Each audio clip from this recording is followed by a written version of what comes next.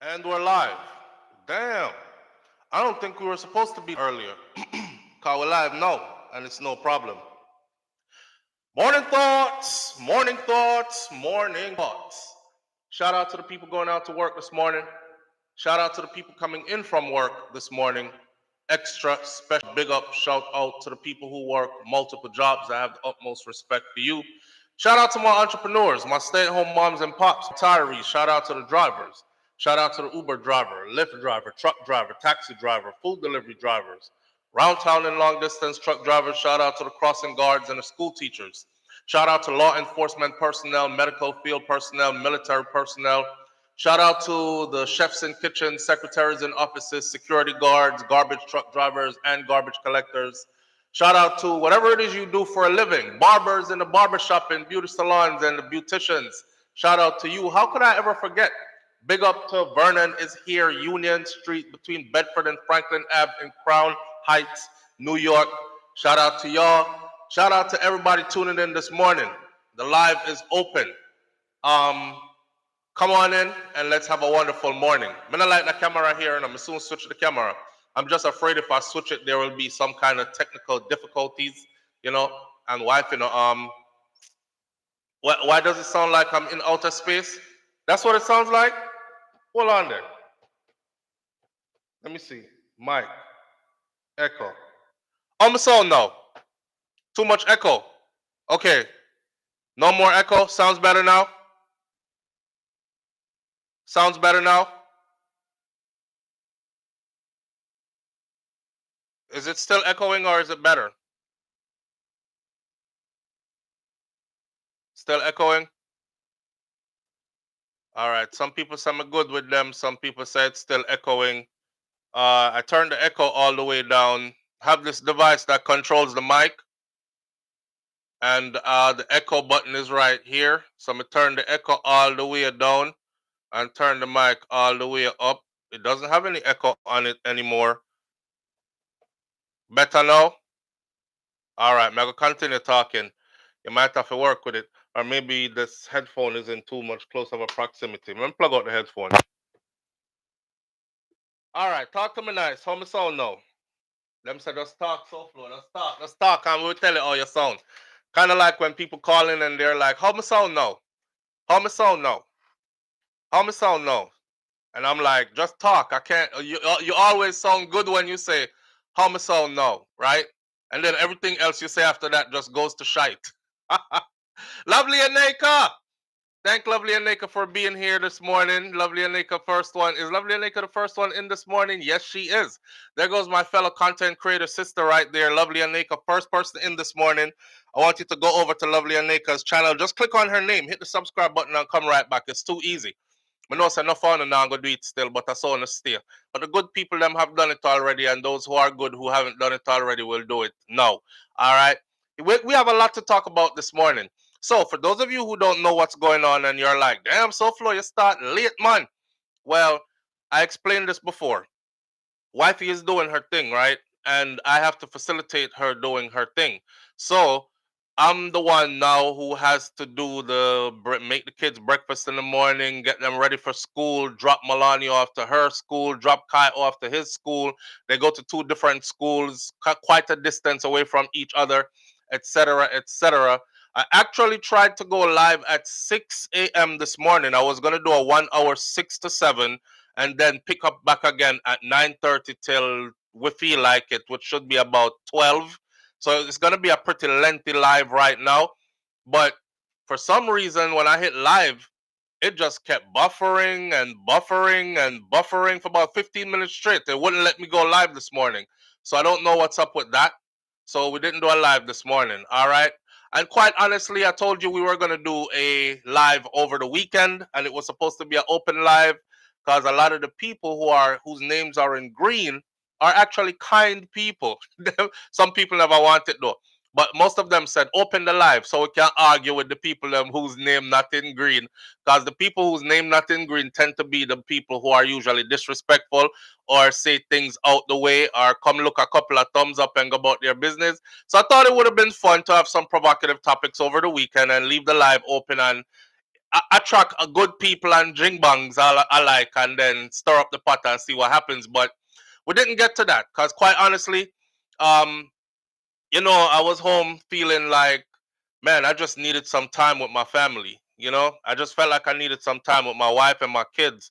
So I just did that. Sometimes you just have to do that. So my apologies for not going live when I said I would, and I will definitely make it up to you guys. It was just one of them things that when me just feel like somebody want just lay down in our bed with wifey and them kind of something there and have the kids around and that.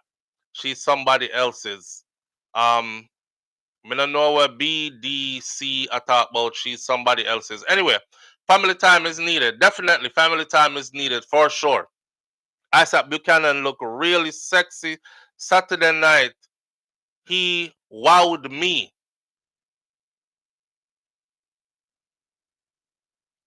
Did I miss something? Did wait. Somebody just said Isaac Buchanan looked really sexy Saturday night. He wowed me. What did I miss? Talk to me good. What? Oh, Isaac had a fundraiser? A black tie event, Missy Bram Bram said. Okay. Well, I don't refer to men as sexy, so I'm guessing that was a female that said that just now, and it kind of threw me off. It was random, and I didn't know what it was for. Okay, all right, got it. He had a black tie fundraiser, all right, and he was well dressed and attired and etc. etc. Okay, all right. We did ready for conquer a few people over the weekend. I did also get me leather belt with the big buckle, but you never go live. Oh man, I promise you I'll make it up to you. I will make it up to you. It was just one of them things that I kept saying, go live now, go live now. And as the day went by, it was like, listen, so everybody knows I'm kind of transparent, right? So everybody knows I have 6 children. And my 6 children live around each other, but they don't live in the same house. But on the weekends, Friday, Saturday, and Sunday, they all get together in my house. So I me have the 6 of them for Friday, Saturday, and Sunday. So those days are usually what they want to do and about them. You know what I say? So it usually starts out like, so what do y'all want to eat today?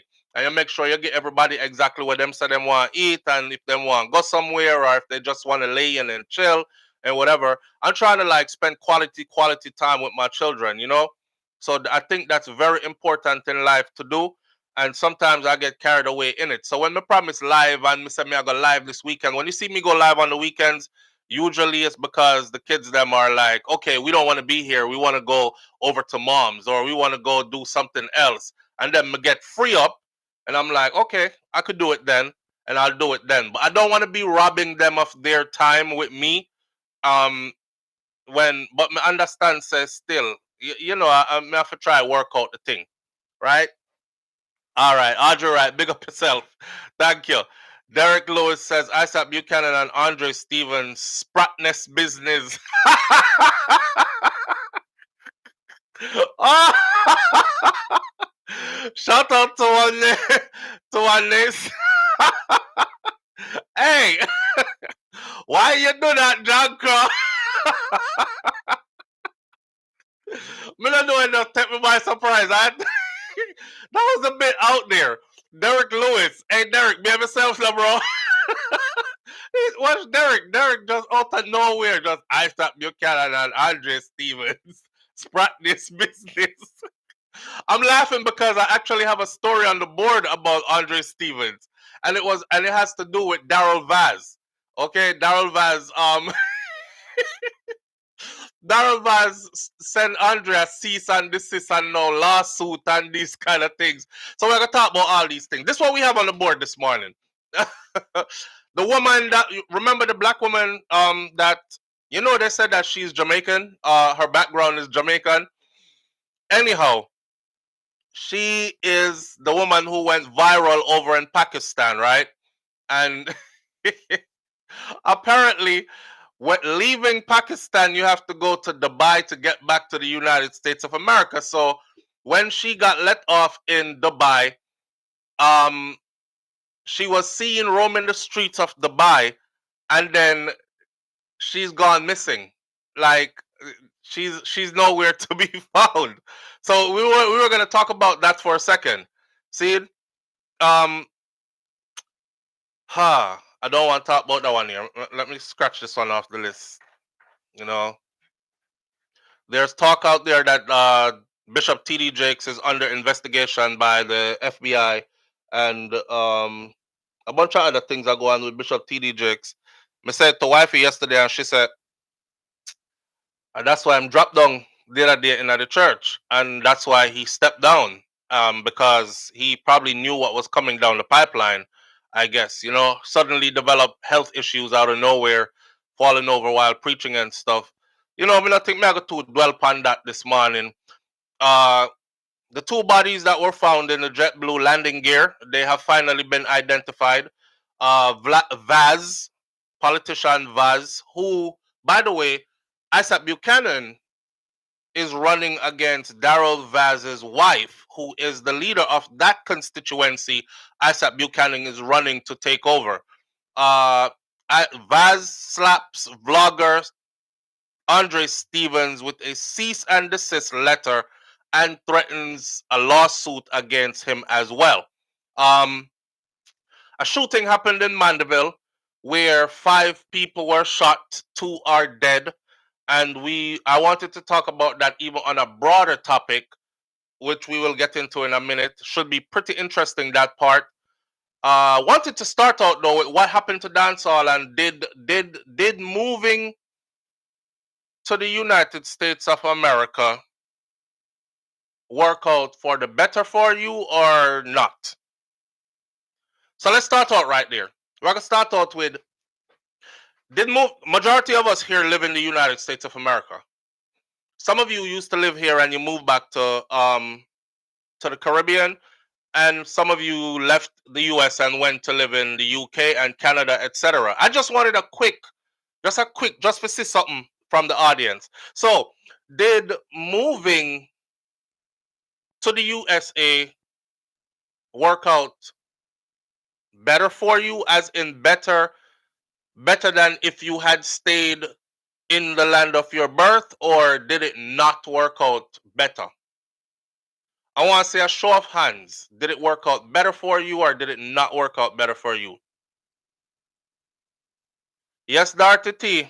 Once quiet, beautiful Mandeville. Yeah. But we're going to talk about all that in a minute. I'm doing a 24-hour water fast. I'm doing a 24-hour water fast.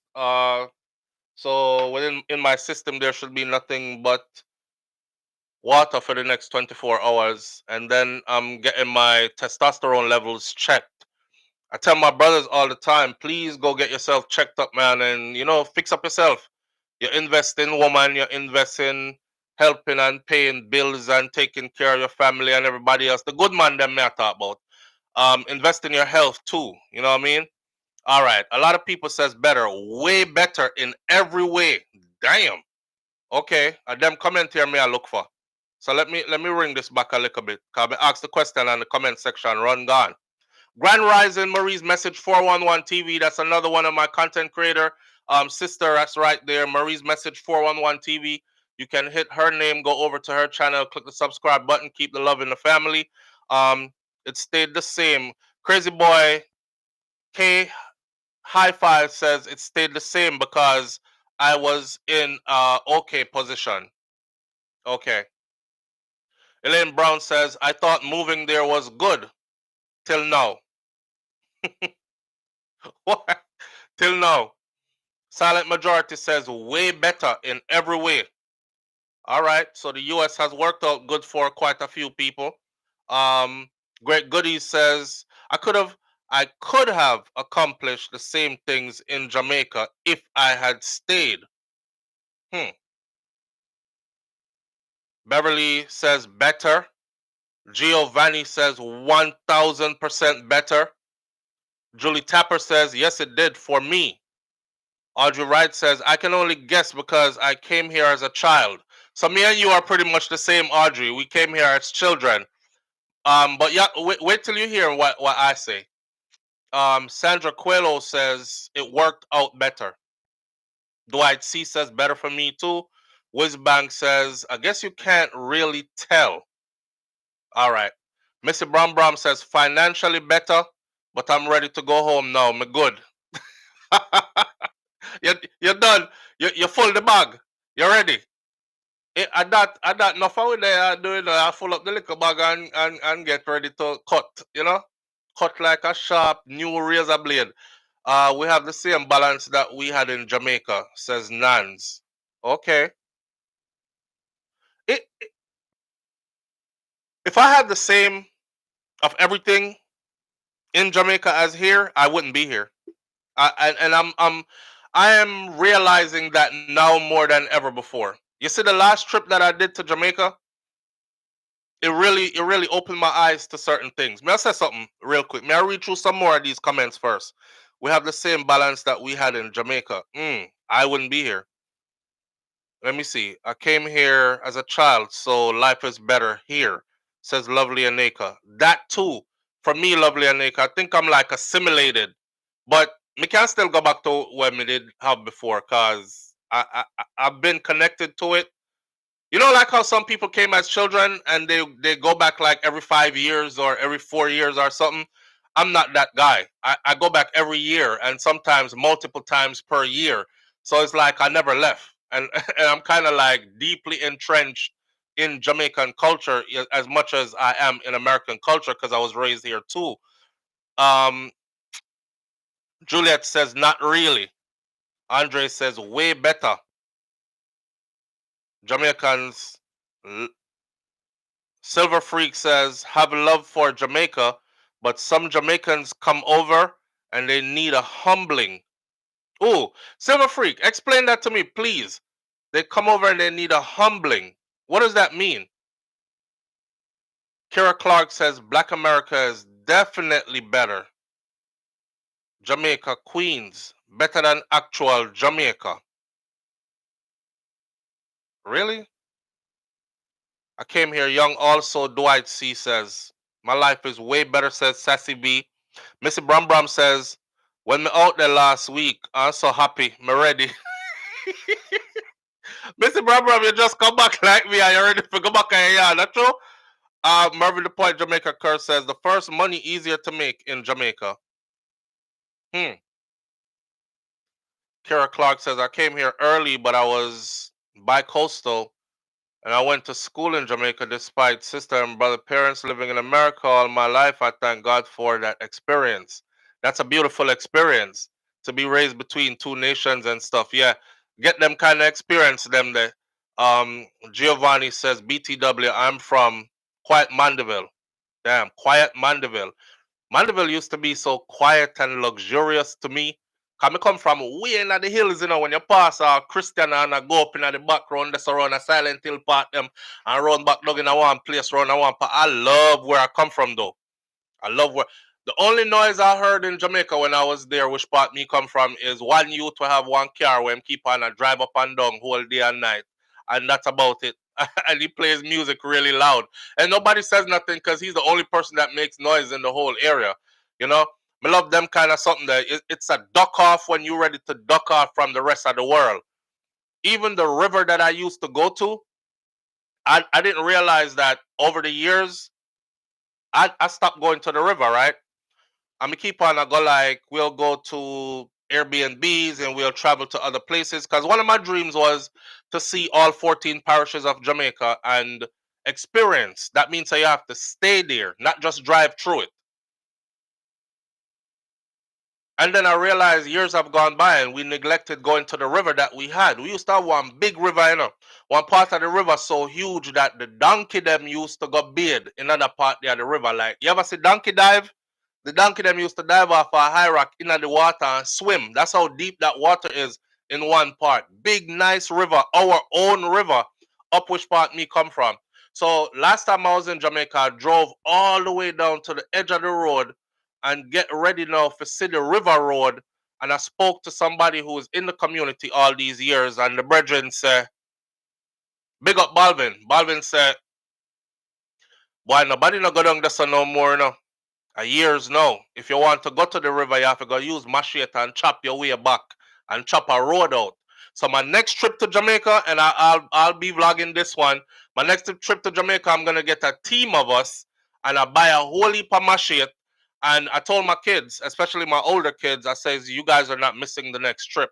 The only reason they didn't come on this trip was because I asked everybody, and my kids are used to a certain way of life. So like they're like, mosquito go bite me up all over myself, and we're in Alaska fan no AC and all them kind of something there. So they're like, yeah, we'll stay, Dad. We don't want to go. I say, okay, I'm gonna let you have that this time. Next time, you don't have a choice. You're going. So everybody will get a machete, and we're gonna chop where we go back to that river then. I'm trying to rediscover all. I could hear the river from up where I hear it roaring, but there's so much bush in the way. The question I ask you is, did your life change for the better moving to the US or not? For me, it's a bit of both, right? So since me asked the same question, me have to answer the same. Where this question came from to me though is, I've seen a lot of Jamaicans who left Jamaica who I thought should have stayed there. Yeah. I've seen a lot of Caribbean people who left the Caribbean who I thought should have stayed there. Um, but speaking specifically of Jamaica, I have known people firsthand who them just should have did stay a yard. Cause them they are foreign and they're not doing nothing. If you came here and you didn't come here to progress, why did you come here? No man, a big real question may I ask you. If you come here for if you left your yard and you weren't running from gunman, me can't speak for them people there. Because some people life is like that. You know, there's a youth whose whole family had to run because gunman promised them, said them are gonna kill every member of them family and start shoot after them and these things, so they had to run. I'm not speaking for those. I understand why you left. But the one them will pick up themselves and just left your beautiful island, and then you are here doing way worse and nothing progressive, nothing productive. You just a box about, box about. Why did you come here? Why you come here? Is it because you didn't want to stay in Jamaica and be a cruff? Cause everybody would have see you, so you can hide a foreign and be cruff. You know the word my grandmother uses, a cruff. It's a whole cruff. Did you want to just hide out and be a cruff in a foreign? Eh? And nobody can see you. Then when you go to Jamaica, you can pretend like you're somebody in foreign, and then you come back, come cruff out again. Why did you come here? Nothing warms my heart and make me prouder and put a smile on my face when me see Caribbean people in the US doing really well. I don't give a damn what part of the Caribbean you come from. If you're a Caribbean, somebody in the US and you do really good because they done separated us off already, right? So we might as well just bond together. It, if you're not a FBA, you're not a foundational Black American. You are them have a new word them I call we now called tether. I'm like, where the fuck? What is going on? But anyhow, why did you come here? May I ask you, why did you leave your good place and come here? Hmm? Because if it wasn't gonna be better for me, I sure as hell would not be here. When I'm in Jamaica, right, and me go country, cause that's where me come from. You know, there are people in place, and me see yam and banana, and breadfruit and dasheen and cocoa and June plum and Neesberry and apple and this and that. I mean, I say, you know, so me can't hungry around here, so. The only way I could be hungry is if me tie me two hand them behind me and lay down. I could never starve here. And then me hear the river roaring, and I'm like, we the only ones that go to that river. So I like me share it with people, and them I go shit up at the top of the stream and it all float come down which part me there or nothing. You know what I mean? I'm like, why did y'all leave? Because some of y'all left paradise, you know.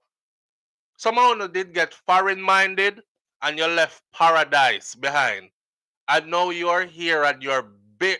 You make it by the skin of your teeth. And you're not making no progress. Some of you need to go on, man. I don't want to be like Trump and start deporting some of you, but some of you need to go home. I ain't lying. Some of you need to go home. You're just there, embarrass yourself and embarrass your people. You need to go home. You need to go home. If you ain't hear about that progress, you shouldn't be here. Matter of fact, if you're not here about the progress, try assimilate to the accent very well, please, so nobody knows that you're that you're one of us. Please take up the accent and study it so that when you speak, nobody knows you're one of us. Cause we're not to do the loose thing. You know what I mean? We're not to do the loose thing. I love every every set of Caribbean people I gravitate towards. They're like business owners or entrepreneurs. They have an entrepreneurial spirit. Or even if them they're here, I work 2, 3 job. You best believe they got something else bubbling back home. And you know the goal is in mind. What's your goal? Man, I stay. I do this for long enough, so flow. Just a time. I have a video I'm gonna put out. So when I went to Jamaica last trip, you know, Vibes Cartel and Theme concert thing sell out the place. I was one of the people who waited too long to book a car, a vehicle. And I couldn't get one. I couldn't get a vehicle for myself. So I had to go off grid and get local vehicle. Walk with that story here for me. I was going to sink this business to the best of my ability. You hear what I say? I was going to destroy this business to the best of my ability because of our first interaction with the business owner and his business. But after being home, after talking to him, after getting my problems resolved, me and him talk, me and the brother talk, I couldn't find it in my heart to sink his business like that. And when I put the video out, I will actually be trying to promote his business more than anything else. It's problems arise in life, seen, but it's who's willing to quiet their ego, make apologies, and make a genuine effort to make sure that things go smooth after that. And I respect him for that. See, I won't tell you the full details of what happened. Long story, and I was in that business with my camera when they started doing the BS. I pull out the camera and I started videoing and I started talking on camera. I have the employees them in there. I'm not being there, and I have the employee them in there. One of them I talk about, yo, don't get me on your camera, and I'm a G. Don't get me on your camera. And I said, no man, you're good. Man, I'll put it on my camera. But at the same time, I'm thinking, you know, the way he's saying it like with gun finger about don't get me on your camera and I'm a G. Don't get me on your camera. But I'm in there lacing up the business, right? I'm saying, don't you ever, if you ever come to Jamaica, don't you ever go to this business right here. I'm on their logo. I'm in their face with the camera. I'm to everything. Apparently, one of the persons who was there, all the people who were there started saying stuff like, yo, I know you. I know you. I was just watching you. It, didn't you do a video yesterday, last night about the plane them landing and stuff? This was a Yankee, you know, I'm a African American brother, but he was with a Jamaican girl. He was like, did you do a video last night with it? And I said, yeah. He said, me and my girl was just watching you, yo. What's your channel name again? So I told him the channel name, and he went on it, and he was like, oh shit, that's you. You know, then it started get like crazy attention, you know. So the persons them behind the counter now start calculate and they're like, yo, them call the guy who owned the business. They're like, hey, there's a guy here. I don't know if you know him, so and so and so and so. Boom. Next thing they put me on the phone with him. And it lead to one thing to a next thing. When I put the footage out, I will explain in the footage. I don't want to kill it now, so you're bored when you watch it. Long story short though, this is somebody, and this is why I couldn't kill his business. This is somebody who came to the US, uh, bata, struggle, hustle, put his coins together, went back home, and made something good of it. You know, have your business with a fleet of cars, and you know, I and I said to him, you know, I said I'm not in the business of tearing down my own people, but I need to know that when I'm spending my money and I'm referring other people, that we get treated with love and respect, and at least with some respect, and in a very professional manner and stuff. So take some constructive criticism, blah blah blah, and we talk and we deal, and we end up parting ways like two Jamaican man were cool with each other, right? So I'm not revealing the business name yet because I don't want anybody to run with the wrong idea. I have the video up now. I have the video. I'm working on editing and putting it together now to release it. When I do release the video, please take it with a grain of salt. Don't cut off halfway through it because I'm saying some really disparaging things, but it gets better at the end. Just to show us that we don't have to kill each other. We have to go learn to start being more forgiving towards one another. We have to go learn to start being more helpful towards one another. We have to start seeing each other because some of we are in a position to where we can damage a next one. You know what I mean? But it doesn't mean you should wield that power, kind of thing. So when you see the video, you will see what I'm saying. Now, in my mind, I was impressed. Even though me and him I got through something, I was impressed when we actually started to talk. And I was saying to myself in my mind, I said, yo, I would rather uplift this brother than hurt him business. But let me see how his attitude go. I may tell him right now, say, anyhow he had come across another way. Anyhow him did come across the next way, I hit me with another shell down today, but I'm gonna do my best to try to uplift that business as much as I can as well. I looked at him and I thought, man, you live in my dream. You already went to the US. You already gathered up your coins and your knowledge and your resources. You already bata over the car. We're talking details in depth, about the things he went through in the US in order to. And I remember him saying, boy, SouFlo, it get to one point, when me over there, no man, me I look for myself and me I said to myself, say, if I this a how me I gonna live here, and me can't find no way out of it. Me can't live here, cause this can't be life, right? So that's when he started making plans to go back home and do better, and then to see what he built out of it. And that's why I asked the question this morning, who come a foreign and life got worse or life got better? Because I wanted to see something. Cause I know too many who came and them life just you only should have go home. Just go home. Go home. You know? Yeah, them a call we all kind of name now. Kira Clark, you're a cutter. Priscilla White, greetings. I want to go on in the comment section. June Johnson, morning, neighbor. Tetla Watson, good morning. Mexicans over here are bougie, different than Mexicans in Mexico. Dainty, big up yourself. Dainty says, but are you explaining? I think the problem was with his worker and not the owner, and that is why customer service should be part of because it's a worker. No, Dainty. The problem was with him. When you see it, when you see the video, you will see that the problem was with him. I don't want to lead into it, but the problem was definitely with him. The problem wasn't with his workers. It was definitely with him.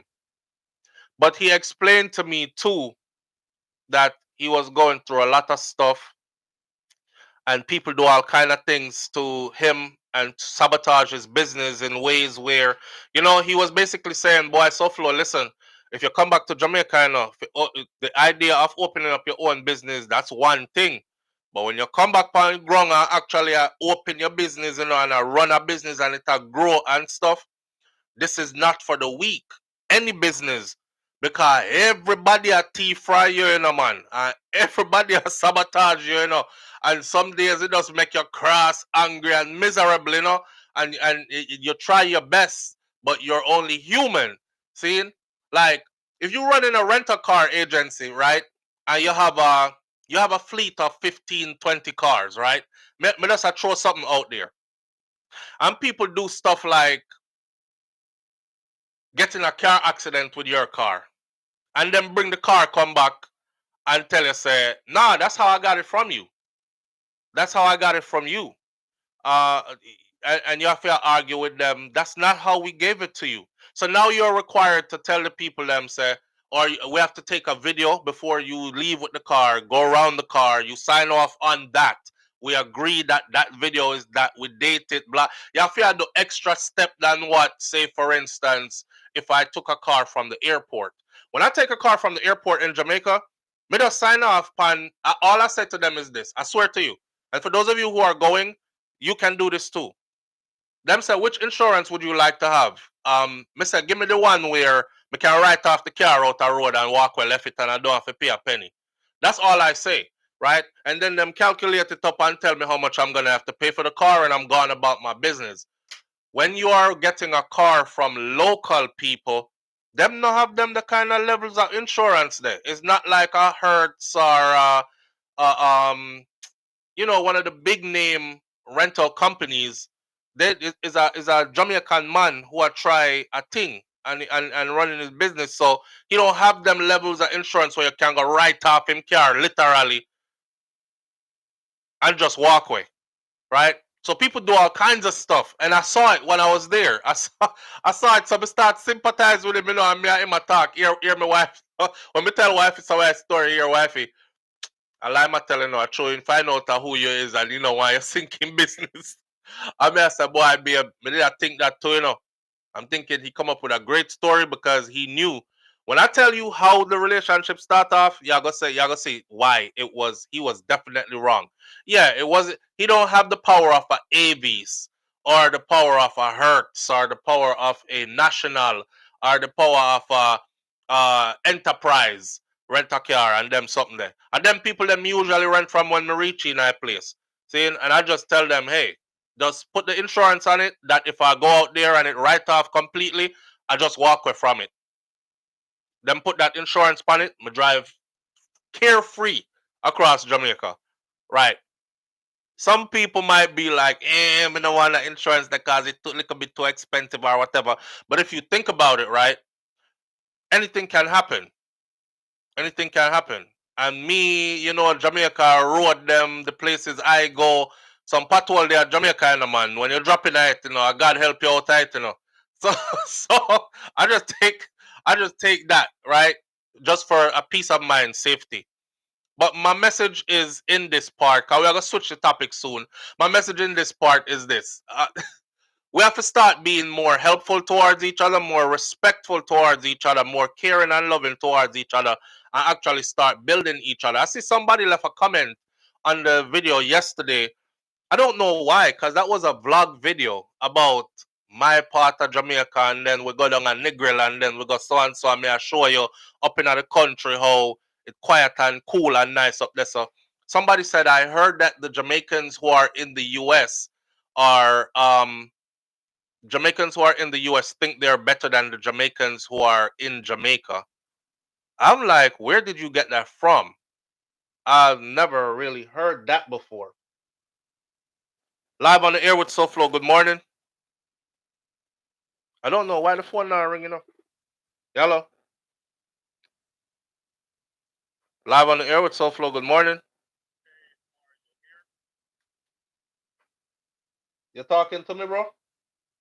Oh, I know what it is. I know what it is. Oh, I can't find it. The right hustle. Hold on there. Hold on there. All right. Loud and clear now. Yeah. What's going on? My day, my brother. How you doing this morning? I'm all right.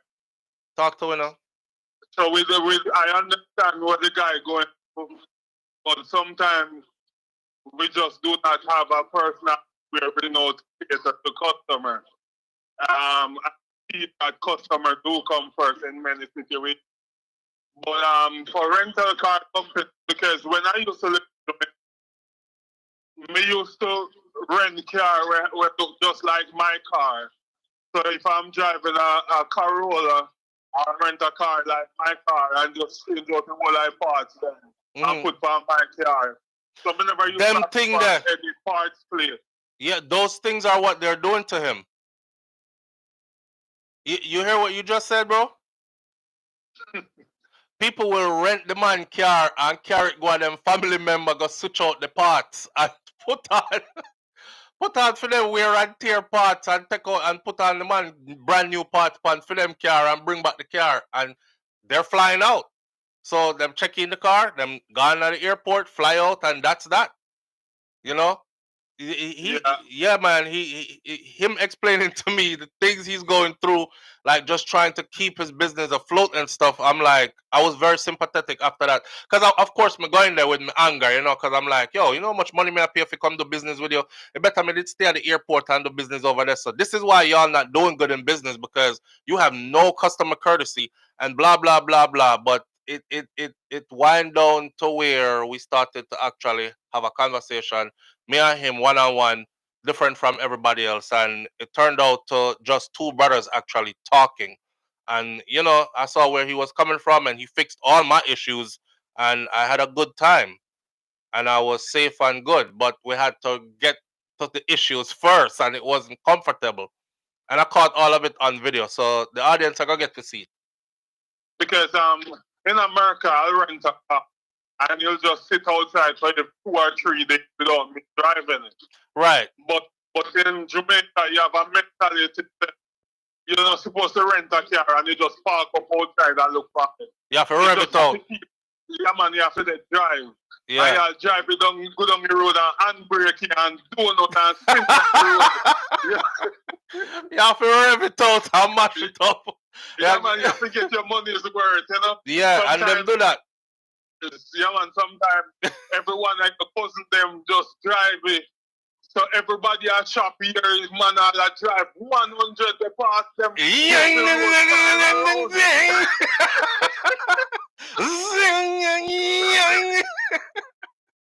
I true. Yeah, man. Well, me tell them, brand new tire within 2 weeks you can't do it. You have to change that tire. Wait, no. When we tell him says, so where you carry the car go? Like, where you gonna move about the island and stuff, or you just stationed down here in our resort or something? I said, no, man. I'm be on my place. Me, I'm be, but you know, Clarendon on my place and Westmoreland and them place there. Him said, Jesus Christ. He said, Jesus Christ, them have some road up there. So he already knows. He already knows so he can't go through torture, you know. The first thing the man said, Jesus Christ. Oh God. But we know why I hear that. We know why I hear that. Yeah, we know why I hear that. We're like, yo, me pay my money for the car, brother. We can't back up again at 4 pieces. You take it like that. Oh, but we feel sorry for you, man. Cause me know say you don't have the resources like the big rental company them, you know. So me I feel like quiet my own ego too and actually, you know, be a more reflective kind of person. So, and also about you asking about come to America and what did you do? Mm-hmm. Remember, I said we don't know what is mental health and so on, and things will bother us that we don't know. True. So, like for example, your auntie will say, Sean, come spend 2 weeks with me, mm-hmm. and then you're glad to come to America because your mindset was America was always milk and honey and money they make, and when you come here, within 1 week, padlock start go on the fridge. Them stop cook and share for you. Yeah, man. And them things. Yeah. And that's how we used to live. Yeah. And your auntie have moved somewhere. You have to go find work doing it. How comes you're still in a bed and me have to do a double shift? Yeah. And then now it start mess with you because you didn't live this life growing up. True. And even you could be all your sister, you say, but look for my sister when she come here. She come out and me king size bed give her. And she get breakfast, lunch and dinner. Go pick mango and coconut for her. I chop off a breadfruit tree there. All of them things, I know me come up here. So them things they mash up all your mentality. Yeah, a true man. And then so sometimes and then you have some people, they come to America, but they were always the dominant one that looks up like king in their relation.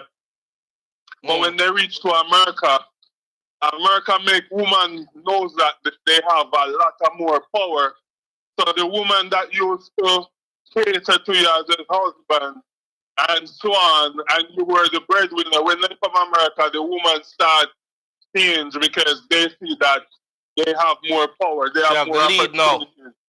Yeah, so you know things kind of mash up. You so know, a man that have great potential and say, hey, we're gonna come to America as a family to make life. Everything just go AWOL and then all the mess get mashed up. So I'm just not here. So there's many different reasons. You know, it's funny you should say that, bro, because I was actually thinking about all the relationship them where people would fight head and toenail just to be together in Jamaica to save them relationship, you know. And I watch couples, them kind of couple there come to America, and as soon as them reach here within a couple of years, a divorce and separation, you know. So yeah, and I'm wondering, you know, you're touching on some of the things that contribute to that, basically. Because sometimes your coworker, some of them are toxic, and some of them they don't have a life that you have, especially the same. So as soon as one little problem, I say, girl, left him better man out there, just go a club and all them things there. Yeah, you see how much man there, and in Jamaica, listen, a man there have whole heap of things and a whole heap of man there. Yeah, man. Yeah, just so much that, but yeah, you have some one or two people come here and them not do not with them life. But then sometimes you find people that come here, try to do a lot, and even they, the kids sometimes talk to them certain way and they punish them or spank them, and they take them out, F you and whatever, and I'll call DCF on your ass, and there's just so much things make a person sometimes don't focus or excel anymore. Yeah, that's true. Different system. Yeah, man, the system up here. Yeah, true. Yeah, but it's good and slow. You have a lot of people come in and they work hard and they take the money by you. And even their mother, with them used to believe in anybody, I'm a mother. And when mother, then all you have some brother where don't yard where they do whole work listing and they cost the mother gone in your money, they kill brother and when you're ready and you go to Jamaica and you find out that your mother will you used to trust. All of the money where you save, sometimes y'all did it, they big up your chest, say, yeah, all right. Yeah, can't deport me. I can't send me go back to my yard because I'm good enough. And when you're good on the floor, man, you're sharp now, machine, yeah, 3-4 days. People is dead. The amount of people that happen to, bro. But tell you. All right, my boss. All right, my brother. Manners here. Yeah. Oh, God. When not send on the things, them make sure. When not send them, yeah, them a talk about the man a talk too much and them not even a like up the live, missy. Bram. Over 1,000 and something people in here and 300 likes. So hit that like button, hit that thumbs up button for me, please. I guess I need to just start taking breaks every now and then and ask everybody to please hit the thumbs up button as you enter the live or somewhere during the live. Just go ahead and hit that thumbs up button for us, please. It helps the videos to trend. It helps YouTube to say, okay, the audience actually is interested in this content. You can watch the content, but it won't register on the algorithm until you hit them like buttons. When you hit the like buttons, it tells YouTube that you are interested in the content. So what they do is they'll rank your content in a way where other people can find you easier and so on and so forth. See it? I don't know why I'm telling you that, because here the bad mind people them know. That's why I definitely not hit the thumbs up button, because I don't want nobody find him. Don't worry. God will still give me what is mine. See? So whether you want to hit it or not, your business that. But hit the thumbs up button, all good people and well wishers, please and thank you. Be kind, hit the thumbs up button if you haven't already done so. Audrey Wright says, I always like the live. Bless up, says Juliet. Juliet, big up yourself. Crazy boy, high five. Do a poll that says, "Have you liked the live yet?" Oh, crazy boy, let's do it. Have you liked the live yet? There's 1111 people on here. Have you liked the live yet? Is a yes or a no? Yes, no. Watch them just not gonna say nothing. Live on the air with SouFlo. Good morning. Wait, this SouFlo. May I watch? Yes. So that means, you can know when everybody I watch the show? Yes, man. Yeah, I'm a disability person, so I want to get to do the likes. Yeah, as a content creator, them give we extra stuff where people don't see either. Like me even know who watch this and then go watch other. Like I know it will tell me majority of the people who watch this also tune in to X, Y, and Z. That's how other people content pop up in my thing. Yeah, because on my phone it show up on my phone. Everybody has say yes. If everybody has say yes, but me not say 1,000 likes, somebody is lying. Somebody has tell lies. Yeah, because you have to pay for it and all of that, right? Eh. Oh shoots, that's gonna be difficult for me. But if me say no man, you don't have to pay. You have to pay for what? You don't have to pay for like. For be on the chat. In the chat room, but the chat room is open this morning. So sometimes I open up the chat for everybody, and you don't have to pay. It's just people dead there, and they're just. You can go in the chat right now if you want to. I'm a disability person, and I think more I use. What is your disability? I'm curious. Can you say it twice already? Vision. Vision. Oh, yeah. So you're low vision, or you're completely blind? Well, I can not completely. I can see you right now. So. Okay. Yeah, I can see you right now. All right. But two things are going on SouFlo. Me see what going on a yard. I'm just a come from a yard. Trust me, it's crazy down there. Crazy a yard. Crazy a yard. When last you reach yard? Just come back last week Friday. Waiting for last Friday. All right. Why you say crazy down there? The road them in the road them mash up. Nothing now fix.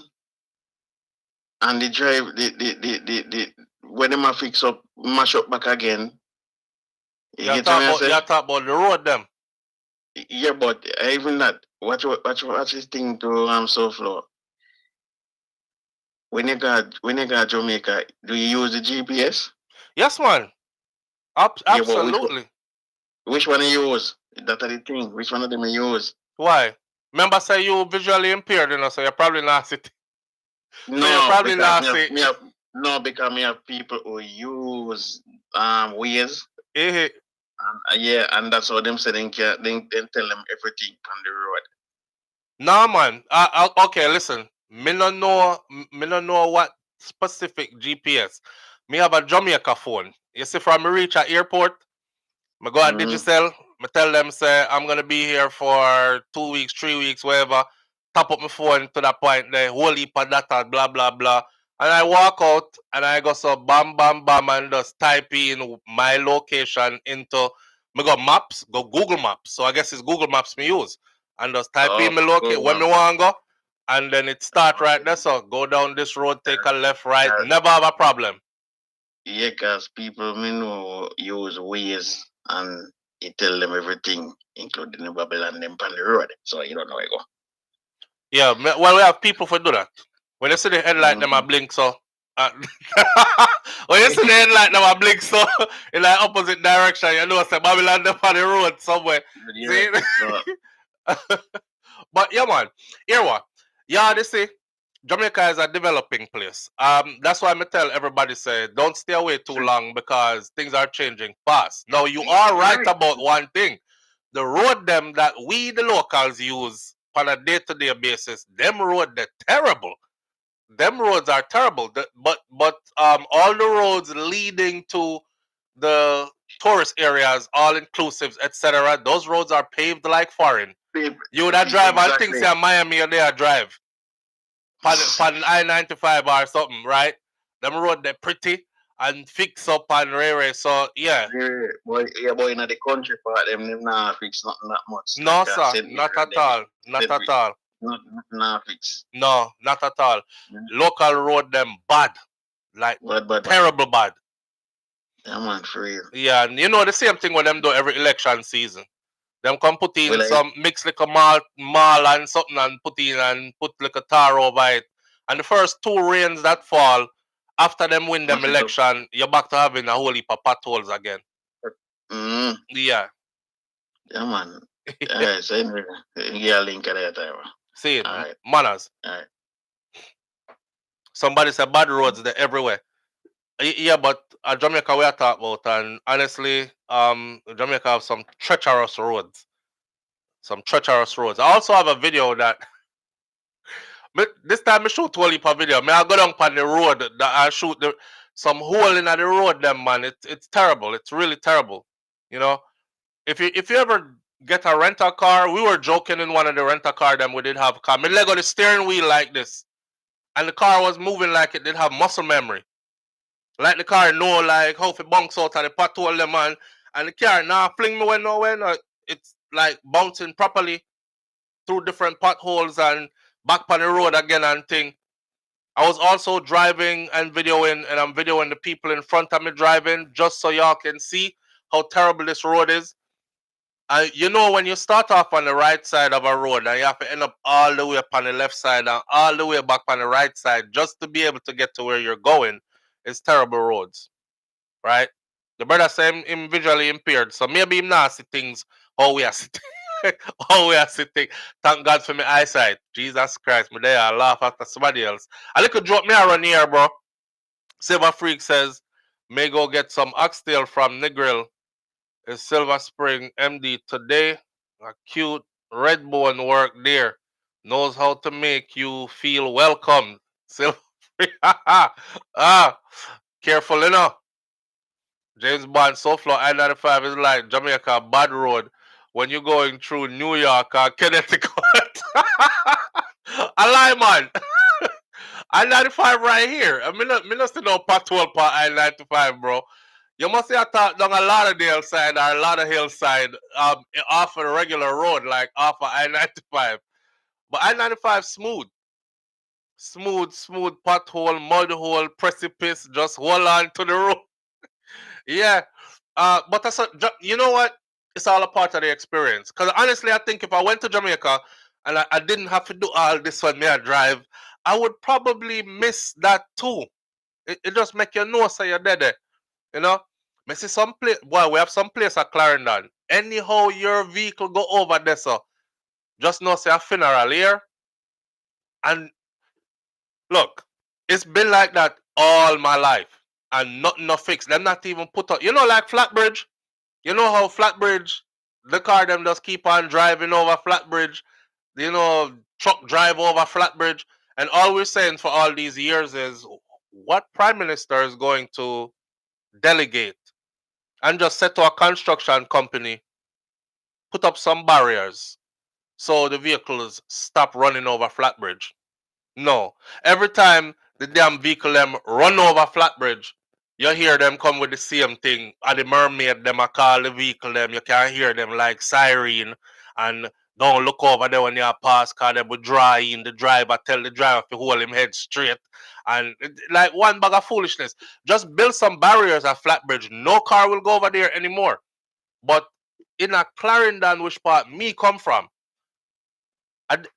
we have the videos coming. You're going to see. Because this time I actually got out the car and show you a piece of road broke way now. The roads are built into the side of the hills. Because away in the hills me come from, the roads are built into the side of the hills. And what's happening now is the hills start tumble down and the road them start broke way. So you just driving there, you know, it put you in a mind frame like, the Lord is my light and my salvation. Whom shall I fear? And ye know I walk through the valley of the shadow of death. I will fear no evil. You know, you talk about, yeah, Lord Jesus Christ, please carry me through this, because you're mindful. You're mindful that there is a God. And you don't run nothing about ya. Cause anyhow piece of the road they Lego with you know man. I dead you know. Anyhow your brake fail up a which part me come from. A funeral you know. Like no asking. It's sure as sudden death you know. Boy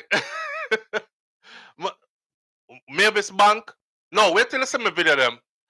Anybody who come from out of Christiana, anybody come from out of Christiana in here we know me I talk about. Anybody will come from place like Silent Hill, Cedar, Wilder, Alston, them place that we know me I talk about. Please tell these people, please. We have some precipice, you see. Anyhow, you don't even drive those roads in the nighttime if you are not from there.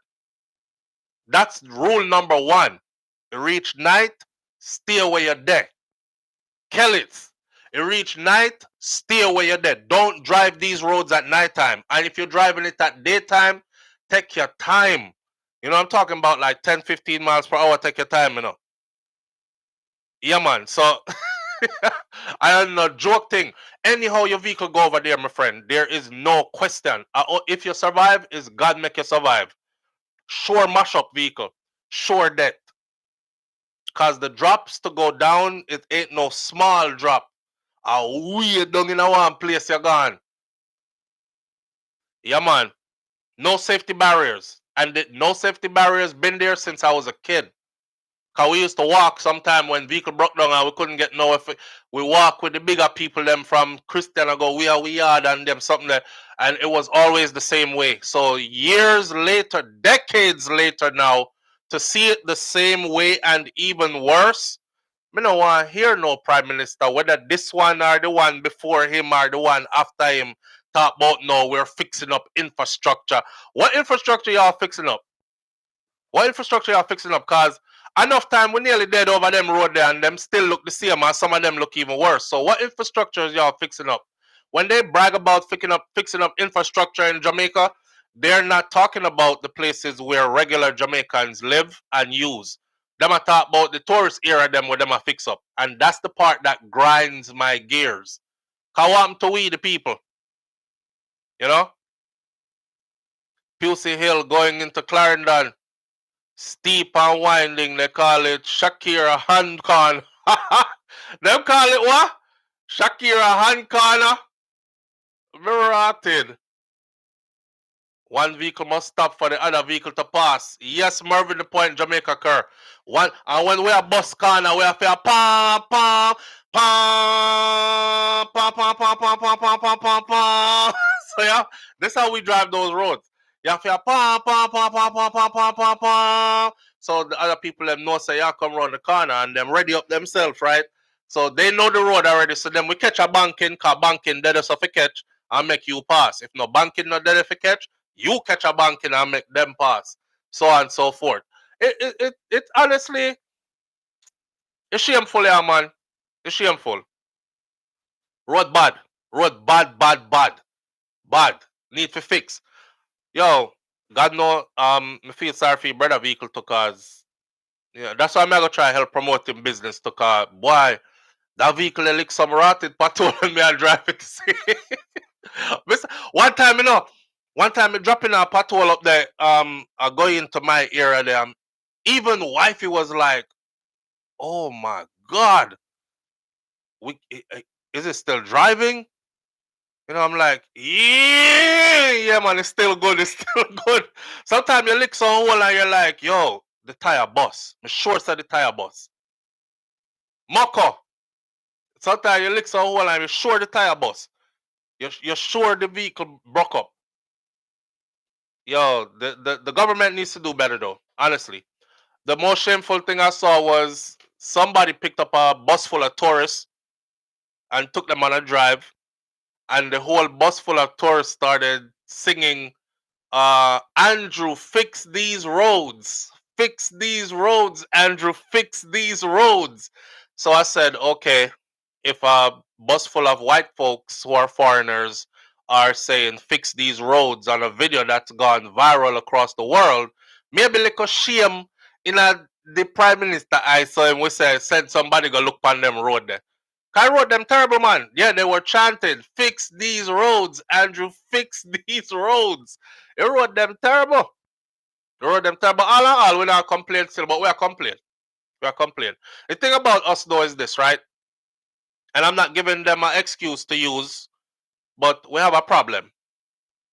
Because I've also seen areas where the roads used to be really bad when I was growing up, just like how the rest of the road is now. And when we go back there now, it's a proper racetrack. It's a proper racetrack. Yeah, remember I told y'all the youth will jump out and talk to my cousin, like you know my cousin. You know you have your family in Jamaica. Them have friends where you don't know and them something there. Yo, are you this? Yo, what go on, my G?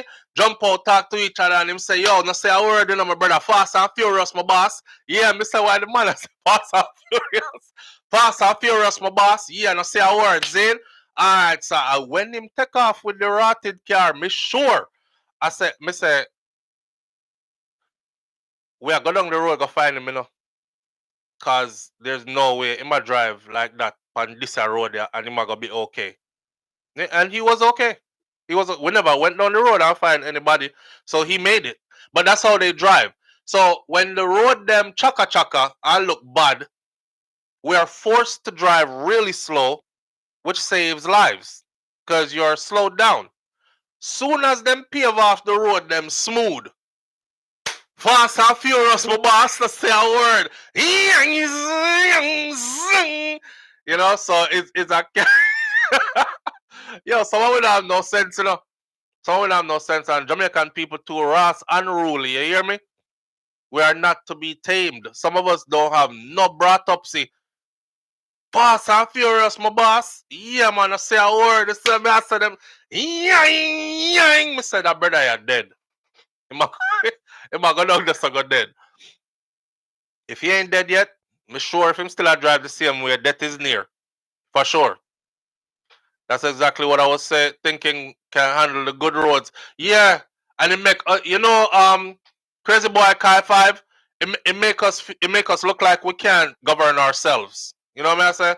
It make we look like we're not used to nice things, so don't give them anything nice because they're just gonna use it to kill themselves. It's like me give my son, I gave him a truck for his 16th birthday, right? Actually, I bought this truck when he was born, right before he was born, and we keep the truck for 16 years. Cause a little youth here from him, 3 years old, and he used to sit down around the steering wheel and as he got older, him say he want it, and as he got older and older, he keep on saying he want it. So you know, over the years, my mom used to be like, "Come on, man, go get you one decent vehicle, man, and get rid of that vehicle." I mean, I said, "Mommy, me not have no car payments. Me not care how old it is. Me I keep the vehicle, but of course, he say he want it, so it's gonna be his first vehicle." And I kept it, and I well maintained it. Before me turn it over to him, me get a full tune up, put on 4 new tire, change out everything, and I give him a nice vehicle. The first thing the brother do with the vehicle, go broke speed limit, and he's driving on a learner's permit. So police pull him over. Police pull him over. Me have to pay a $500 ticket. Him can't get film license until almost 1 year later than the time he was supposed to actually get it. Part of his punishment. Now the vehicle park up in my yard, right? And I'm still paying the insurance on the vehicle.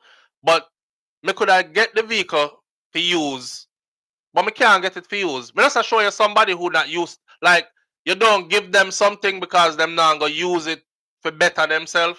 Them are gonna use it for either destroy themselves or. So I was talking to him about that too. You know, I'm a son, so I have to talk to him like, when somebody give you something, you use it to better yourself, right? You are using it to destroy. The man, he's into welding. Him go get welding mask and the whole of the welding equipment them, and jack up the truck and cut off the muffler and cut off the whole exhaust. So one day, me go around there, him said, "Dad, listen to this." Turn on the vehicle, me hear. I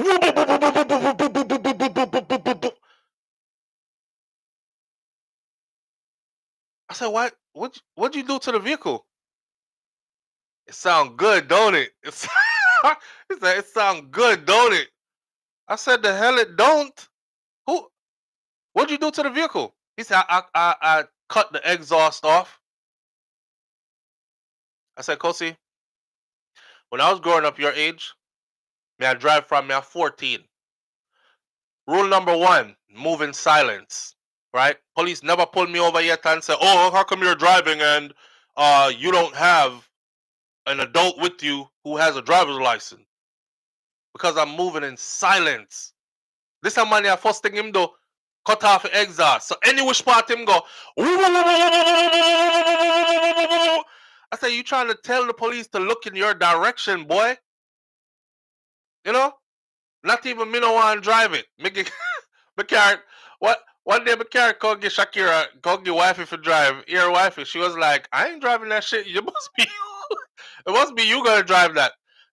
I'm driving the other, you drive that. Give me the vehicle where we have and you drive that, because I ain't going nowhere in that vehicle." Loud enough. Then the man take off the rims them and the tire, the original, put on something where cock off like big country truck. Then him jack it up in the ear high. Then him put in one big speaker system in there. "Hey dad, check this out. Boom, boom, boom, boom, boom, boom." I'm like, yo, youth. If I could just put in his head, just keep the vehicle in its original form, just like I gave it to you. Your focus should be to get from point A to B independently and quietly. Now look at you. Everywhere you go and you gotta, can somebody drop me? Can somebody take me here? Can somebody take me there? You had independence. Why? When you're a teen, yeah, when you're a teen, man, and you feel like say you know everything. So I get to look back at them now. I mean, I say, but me never dumb like this when me did that for them age. We definitely grew up different. Because I was not, first of all, I wish somebody had given me a vehicle. 16, here, you have a truck. I wish somebody did that for me. You know? And that's the first thing you think to do to it. After me done talk to you already. I say, you don't have your full license yet. Now, at his school, police officers guard his school, right? And for sure you say, me not do nothing out of line, you know. A whole heap of picnic go to school where have learner's permit and drive come to school with the learner's permit. And the officer them with them school see them. And they know, right? But the children drive straight to school, straight back home.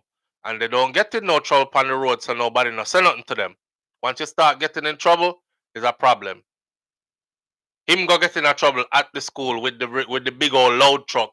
Woo, woo, woo, woo, woo. They changed the whole school rule.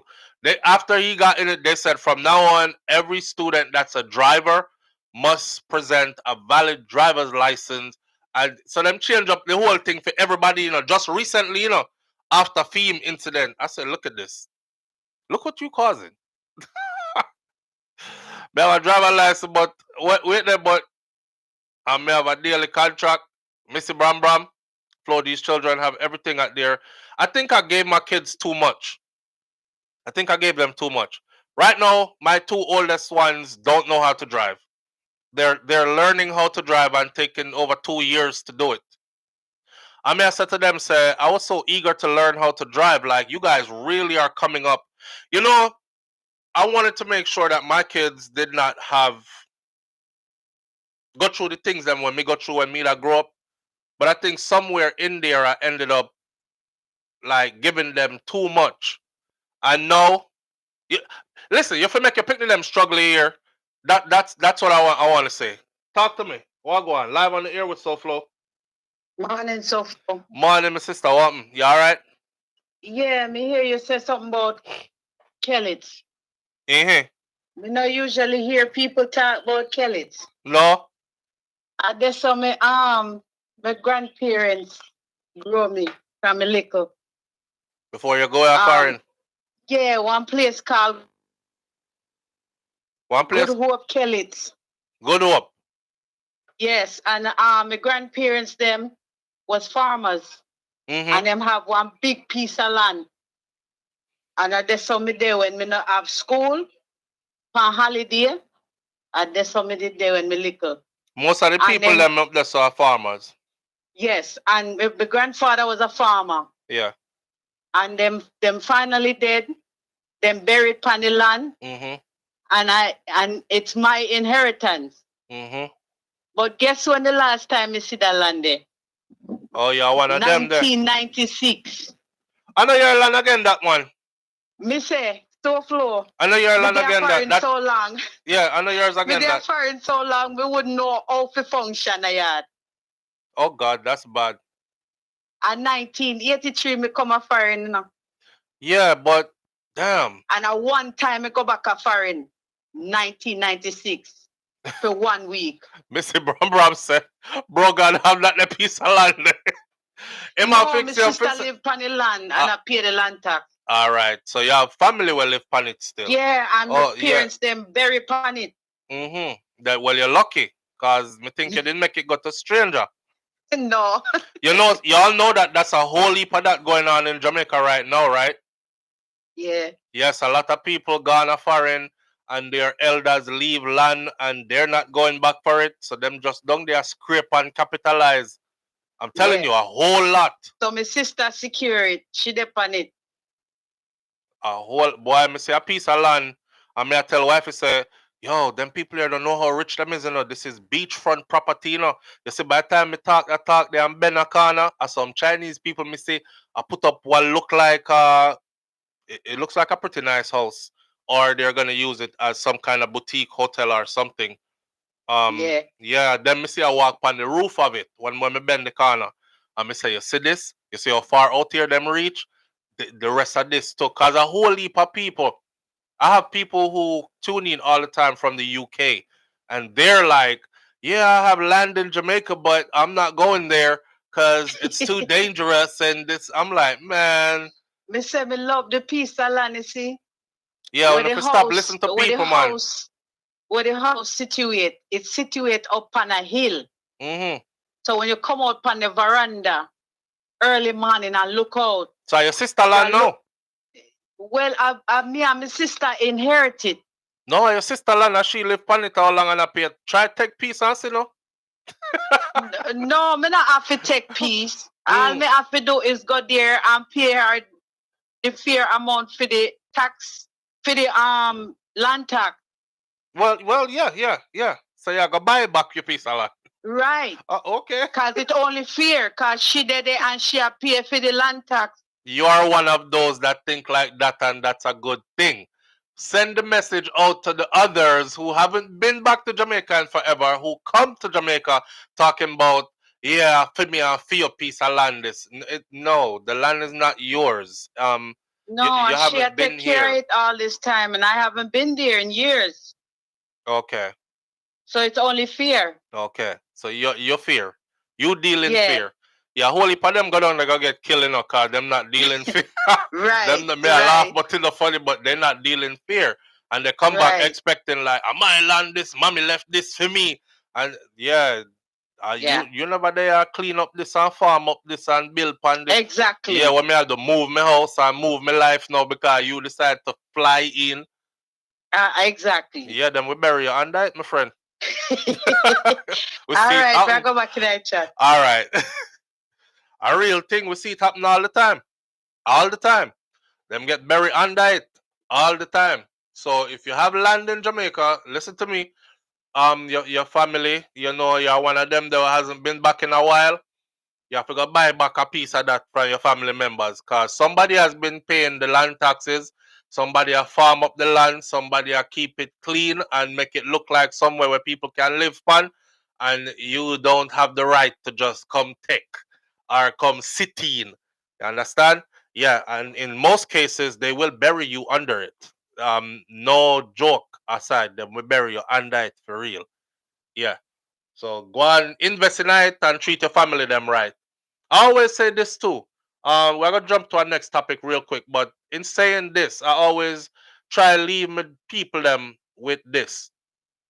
You see your people them with their yard? Try and make sure, say, you're not one of those who act like you're better than, or you have arrived and they're forgotten kind of thing. Nobody flex like that, cause nothing bun me more than the one them where fly in and then want people, and that Jerome did I laugh about earlier. Then want you go climb coconut tree for them and pull up bag of mango for them and make drops and grate a cake for them and this, that, and that for them. And then when them no remember you, when time you call them number and them they are foreign, them see you, them block your number or them act like them don't see the phone ringing or anything like that. Just remember it goes both ways. Okay? It goes both ways. And that's why someone can't go back and you have to go into a resort because you have no connection to your family because you did that. Whether it was by just the natural progression of things or you purposely did it. Some people purposely did it. And now them want go home, go experience the real Jamaica and them can't do it. You have to settle for resort life. Me don't want resort life. I can't have resort life because for me as a Jamaican, in order for me to enjoy resort life, it would have to be because me just say, me never really do this before, so let me go see what being inside of an all-inclusive is like, kind of thing. But the first thing that would bug the hell out of me was I would be surrounded by foreign people. And I don't want to go into a resort in Jamaica surrounded by Americans. I live in America most of the days of the year. So when I go to Jamaica, I want to be surrounded by Jamaicans. Yeah? I pull up out a road, right? The last video I put up, when you see me at the fruit stand, I get sugar cane and I'm have to peel my cane them and I get 2 pineapple and peel my pine them and get some other stuff, wife I make her list and me. Yo, that brother there talk and make me laugh till I don't know if you ever laugh so hard till like you have stitches, we call it. Me laugh till me catch stitches. Me laugh till my belly hurt. The first thing, as soon as me walk up, see me, you can't get them something here in a resort. Soon as me walk up, hear him. He's like, what's up, foreigner? In a one accent like this, what's up, foreigner? Me say, me I call foreigner. Him say, yeah man, me can't see it pan you man. It was like, yeah man, me can't see it pan you man. Nobody tell me say I'm a foreigner. Me can't see it pan you. So what's up, yo? And he switch back the accent, right? So I have my head away now. So I say, yo, the brother here look like he's either a deportee because his American accent was so good. And his Jamaican accent is definitely yard, man. Country too.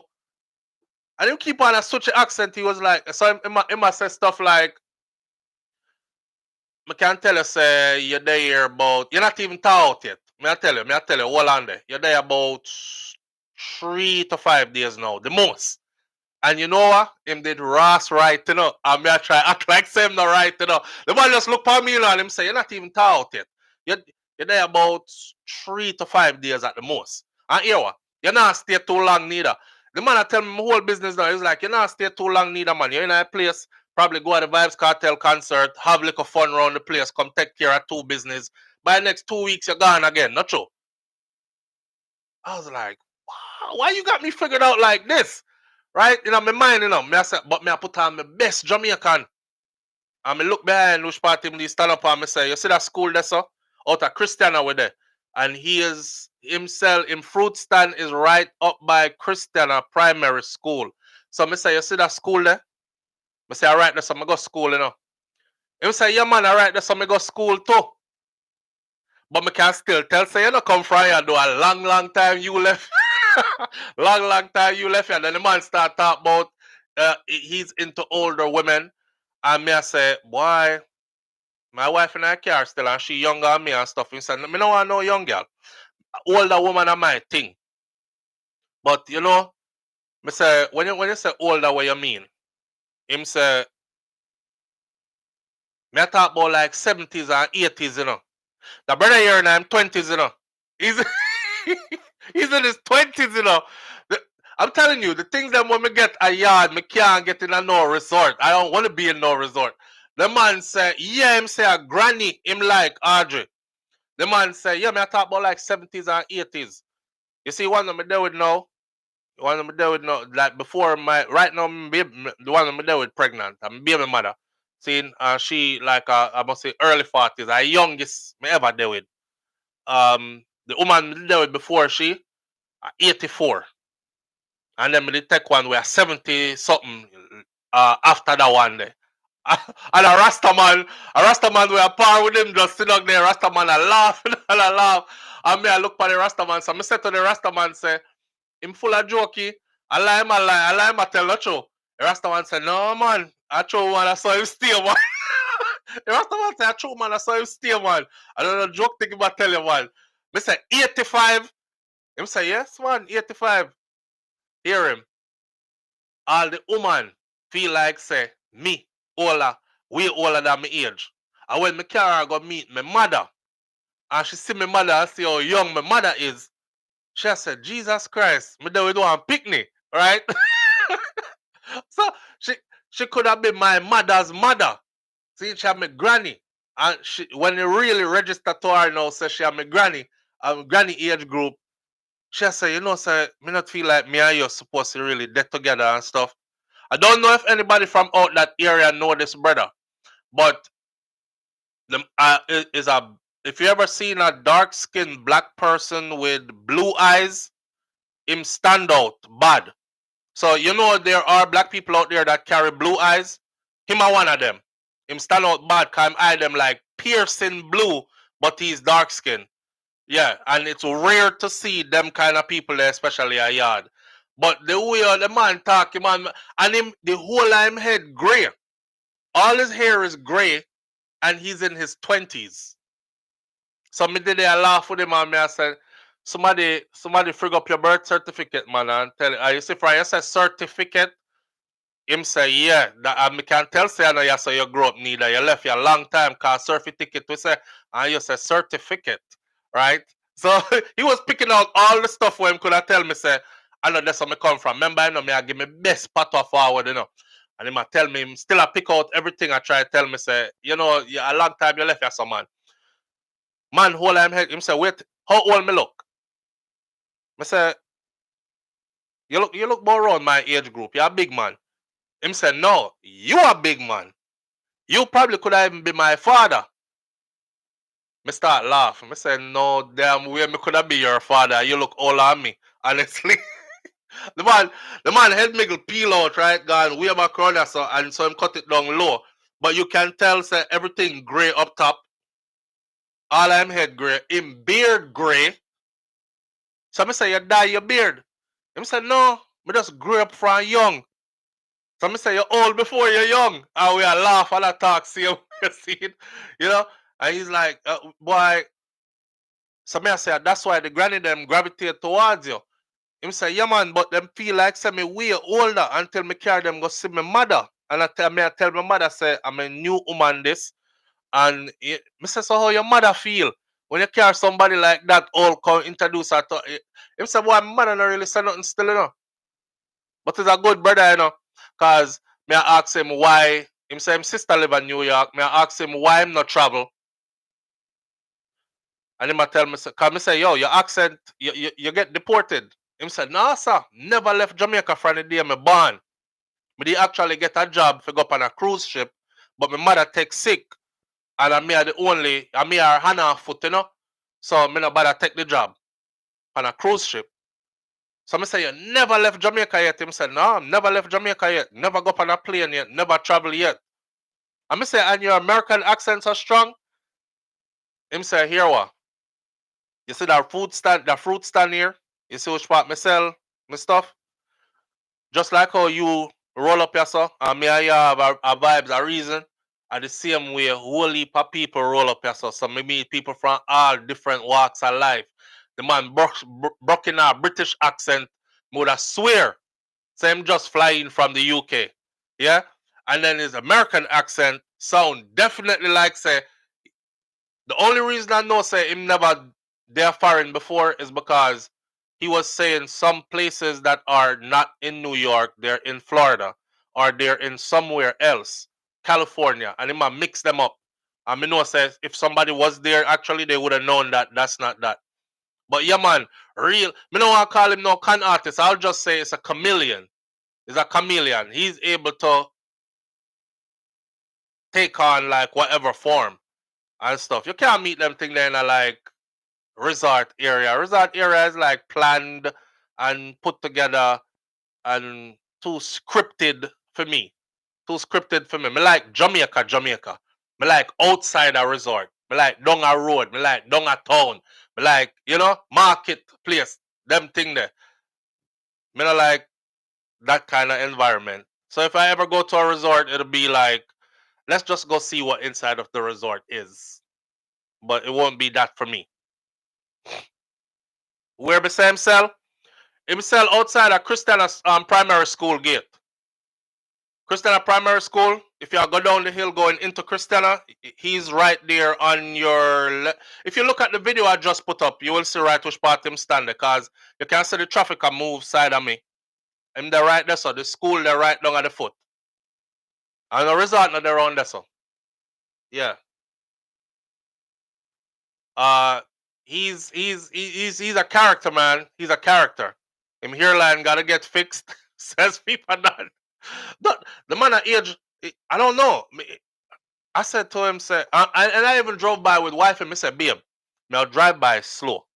I want you look upon a brother here, and I want you tell me how old you think him is. She looked upon him. She said, no, him look like late 40s, early 50s, maybe even like mid 50s. I said, that brother there is 24 or 23, one of them age there. Wifey was like, I be a foolishness him just tell you because no, there's no way on God green earth that them one is no 20 nothing. I say, alright, I'll drive by again. So I drive, turn around and drive past again. She look, she said, no. Matter of fact, him look all at this time. He look all at this time when we drive by again. Him in him 50s or 60s. Like the brother look older. Him look older. And the Rasta man there, I said, no man, him age, cause my son and him are the same age. And that's down here, so them go to school together. I say, rotted. What a phenomenon. What a phenomenon. So far I stay at the resort, but 5 out of the 7 days I go out all over Jamaica. Then I would be wasting my money at the resort. Yeah. Somebody said, why don't you have a car in Jamaica if you're always, the amount of times I go down for the year, why me not have a car? Who I gonna take care of my car? Car enough for just put on, car for drive. When you go, the battery seize up, this seize up, that seize up. Next thing you know, you start having mechanical issues because your car just been sitting there. And if you go give somebody for drive and tell them, say, yo, you can use this, make a money or do whatever. And then when me getting at the place now, me give you a heads up before me reach, and you make sure the car available for me. Next thing you know, you and man catch up over your own vehicle. So that's it's easier, more convenient, cheaper to rent. If I start to go to Jamaica now and stay there months and months at a time in the future, then I'll make sure that I have a car. I'll purchase a vehicle and I'll have that there. But in the meantime, 1 week here, 2 weeks there, I'm just going to rent in the meantime. Less headache. I remember, put the insurance on it where if it total mash up out the road, we just walk well left it. I don't have to pay a penny after. Definitely works out better. People will take advantage of you if you leave your car with them. Renting is better. Absolutely, KJ. Absolutely. All right. So we get through this now. Want to dance? Oh, there's a next one on the list. Before we get into all the serious topic, them let's clear up with this, right? I need my audience to help me with this one. Remember, you're going to Freedom Street 2. Book your yeah. Not only that, I swear to God, muffler, brother, me not like tell people stuff and then don't do it, because people will look at you like, and I'm a kind of person I'm concerned about that. I don't want nobody look at me and be like, it's a fraud, The youth, they're fake, him just say stuff. Me real to the bone, me G. So the youth when they muffler, me I make sure this time, and now that I've been, this is where I'm saying Freedom Street, if Vibes Cartel and Scatter them down sound does Freedom Street as an annual thing, it's only gonna get better and better and better. So I look forward to seeing a better pod. Matter of fact, I'm gonna do a video where me show different pods, and so Scatter can get a better idea next time around. so it gets better. You know, when you just start out something, you might not have all the bells and whistles and stuff, but the next time you do it, okay, boom, I know, learn from the last time, so this time, next time again, third time doing it, third time's a charm. It's supposed to be really better now. So here we go again.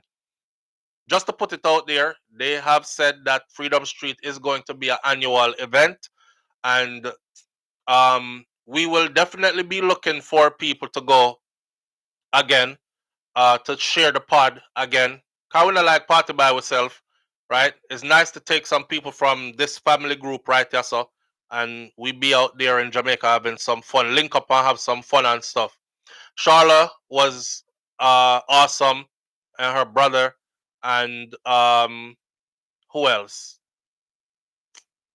Pussy Galore was awesome as well.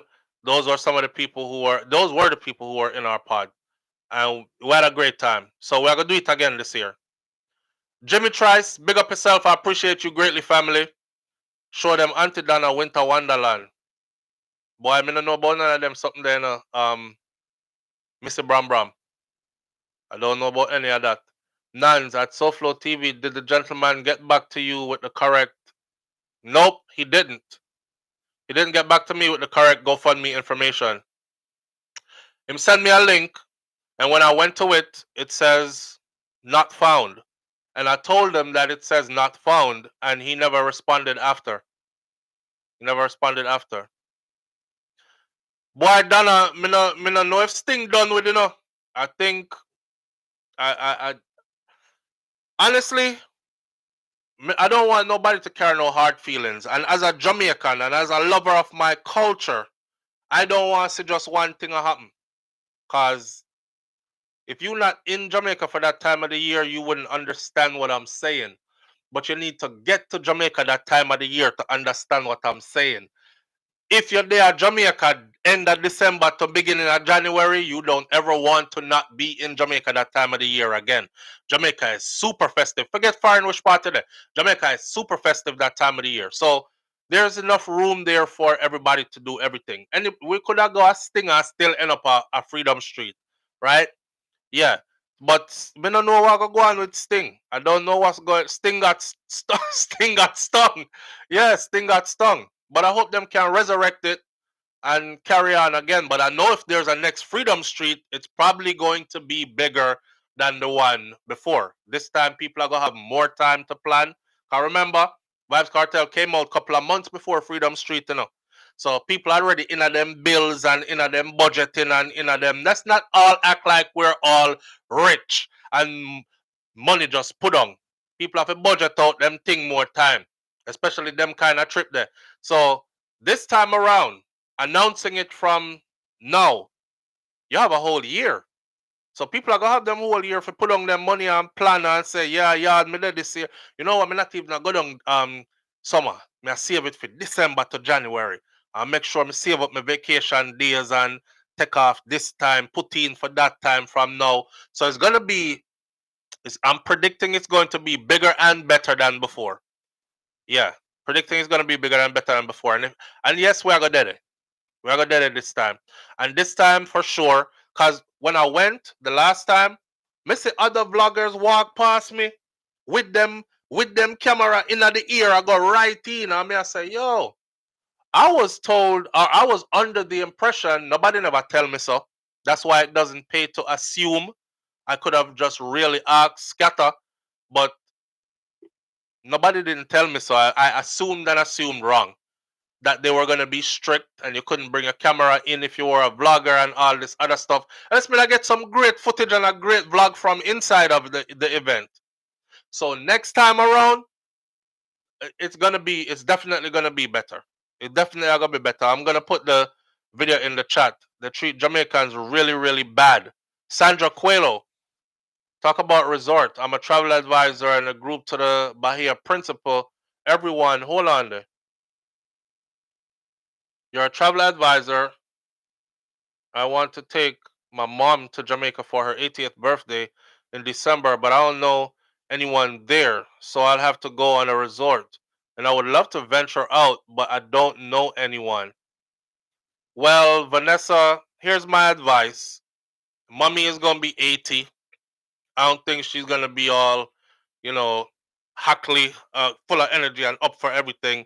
On the more on the more reserved side, a resort is probably best bet. And you can venture out from the resort.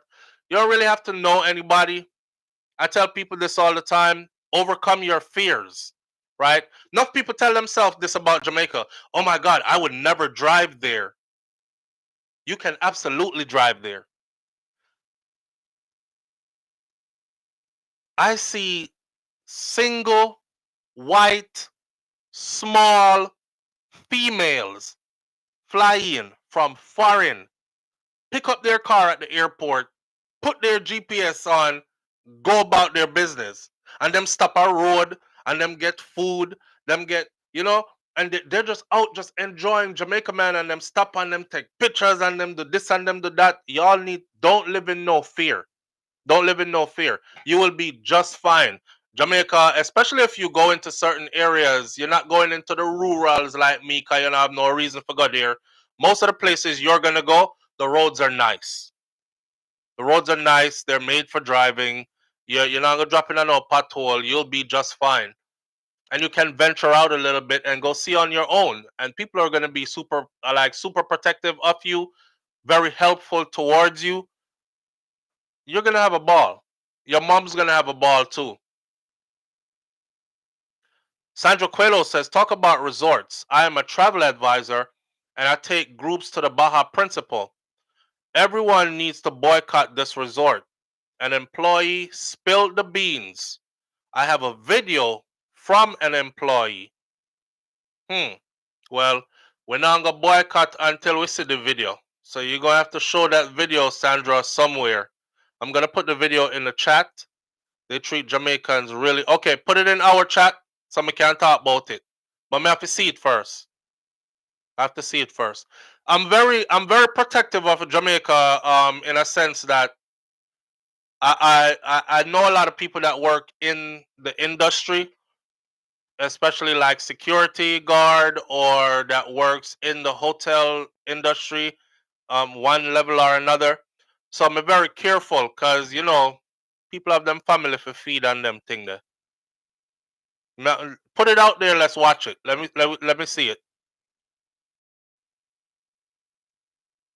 And that might not be his vehicle that's driving like that. SouFLo director to the Mervyn, Jamaica, the Point, Kerr. Reggae Girl says. But she would need her own transportation. See, that's the thing about a resort. And this is and I even tell this to the people who haven't been to Jamaica in a while, because somehow they left from 19 God know how long, like Mary's message 411 TV left from 1983 or something like that. You don't know Jamaica again. If you left from 83 and you haven't been back, you don't know Jamaica again. Trust me when I tell you that if you land today, you're landing in a completely different Jamaica. People like that, and if you have nobody there or if you've never been, the resort might be the best place for you because you fly into the airport. If it's an all-inclusive, they're going to pick you up from the airport. They're going to take you to where you're going to be staying at. All meals are provided, drinks are provided, everything in one place. At least that's out the way already. Then if you feel like venturing out, that's some extra stuff you can do. You can even plan all your excursions from inside Deso. So you could still go out and see Jamaica and still have it in a controlled, protected way. So yeah, the all-inclusives are good for that, for sure. Missy says, no, Jamaica plus tax. We step up in our life, Yo, I love to see the people who haven't been back in like 10, 15 years. When you see them face when them land, yeah, they be like, oh my God, Jamaica has changed so much. I see some of them watching the vlogs that I bring back, and they're like, that's my area, SouFLo. I left there in 1979. I left there in 1983. And oh my God, the place has developed so much. Yeah, man, I know Bakabush again. Even Bakabush nice now in Jamaica, Yeah, big house there, Bakabush, we done stepped up in life. All the people them we used to fly out from way back then, the hot girl and the hot boy them all now. So them relax now. But them money well invested. So the house them where you used to know, board house turn concrete house and little 2-bedroom house, a 5-bedroom now, and these kind of things. You see what I say? So we're different now. It's good to come back, man. It's good to come back. Humble Soul says, left at 96, went back in 01 for grandma's funeral, and then 03. My mom last year, hard before embassy stopped, bad minor. My mom's last year, a yard before embassy stopped, bad minor. I saw 03. You don't know Jamaica again. If you, 03 is like, yeah, 96 is same thing. You don't know Jamaica again. Jamaica has changed so much. 03, 2003 to 2025, big difference, man. Big difference. Some places right now, if you go back, fam, and you try to turn on a road, that's how you're probably gonna end up on a highway and drive past all of the place them where you used to go past, because them shoot highway over that. And yeah, Jamaica is changing rapidly now, more than ever before, rapidly, but it was changing slowly all along. Seeing? So if you left from back them time, anything, if you haven't been back to Jamaica in the last 5 years, I would say, first of all, you're going to be out of touch with what's being said. Cause how we talk change regular. But if you, and they're going to know right away that you just fly in or you're a foreigner, then the place change. Yeah, if you haven't been back in 5 years, there's been great changes to wherever it is that you think you can go. Jamaica just a change rapidly, man, like that. I was there 4 times last year and still see what Mervin the Point Jamaica Curse said? I was there 4 times last year and still saw changes. This is how much it's changing. This is not a joke. This is not a joke. Buildings are going up, high rise, Yasso airport. They're putting in new airport. Highways getting cut. Just a lot of changes. A lot of changes. Who never have money before get them little money now, you know. Cause years them a save now, a time to spend now and fix up this and fix up that.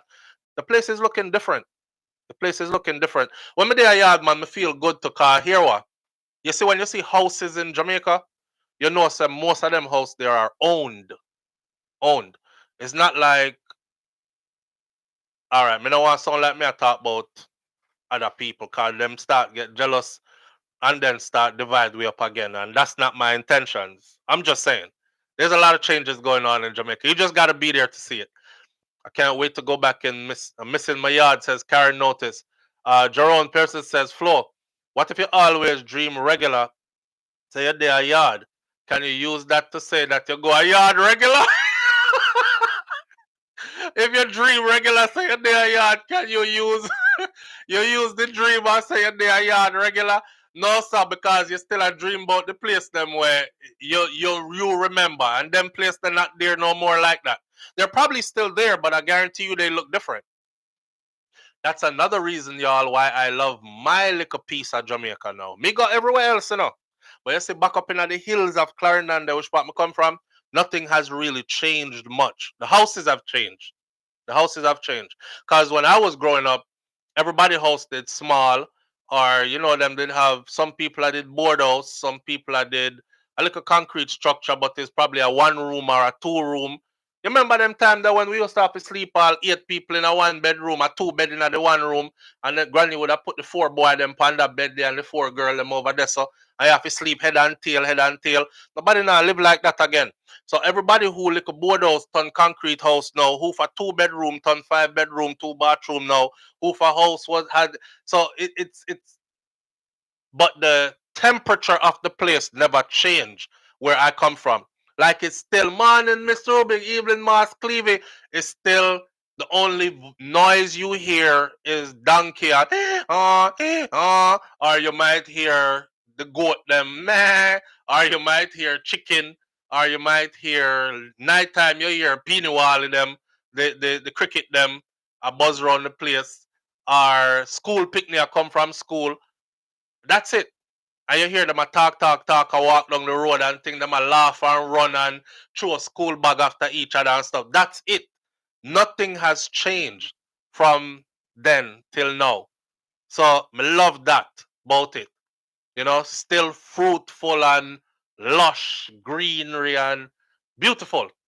So nothing not change. We know, and it's another part of Jamaica where when everything else is breaking loose, you know, me hear some people I say, yo, me good man, me good Mandeville we used to quiet so.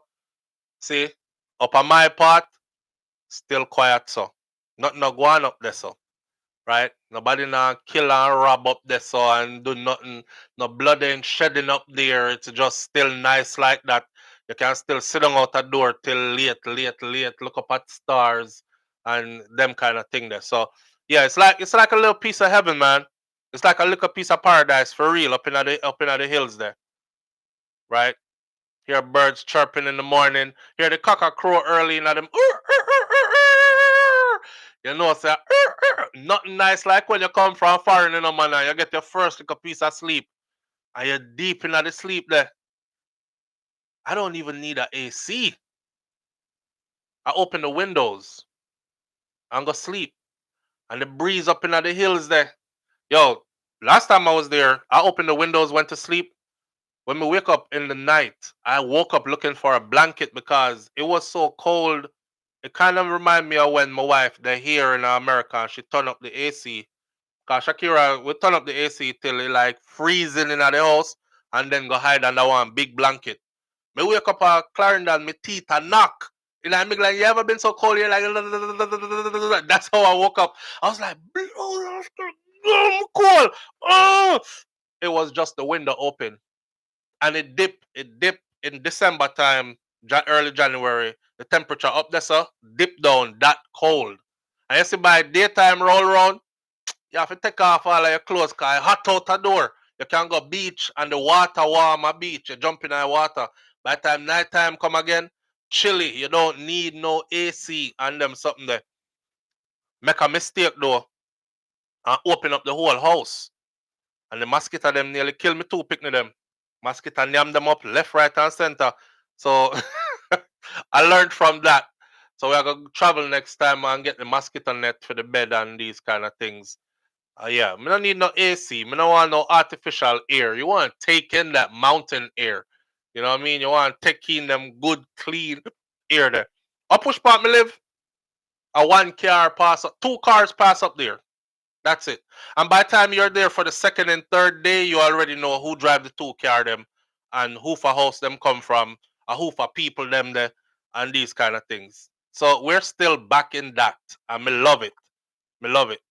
No one bagger and strange face and you have to worry who them boy there and yeah, me love that.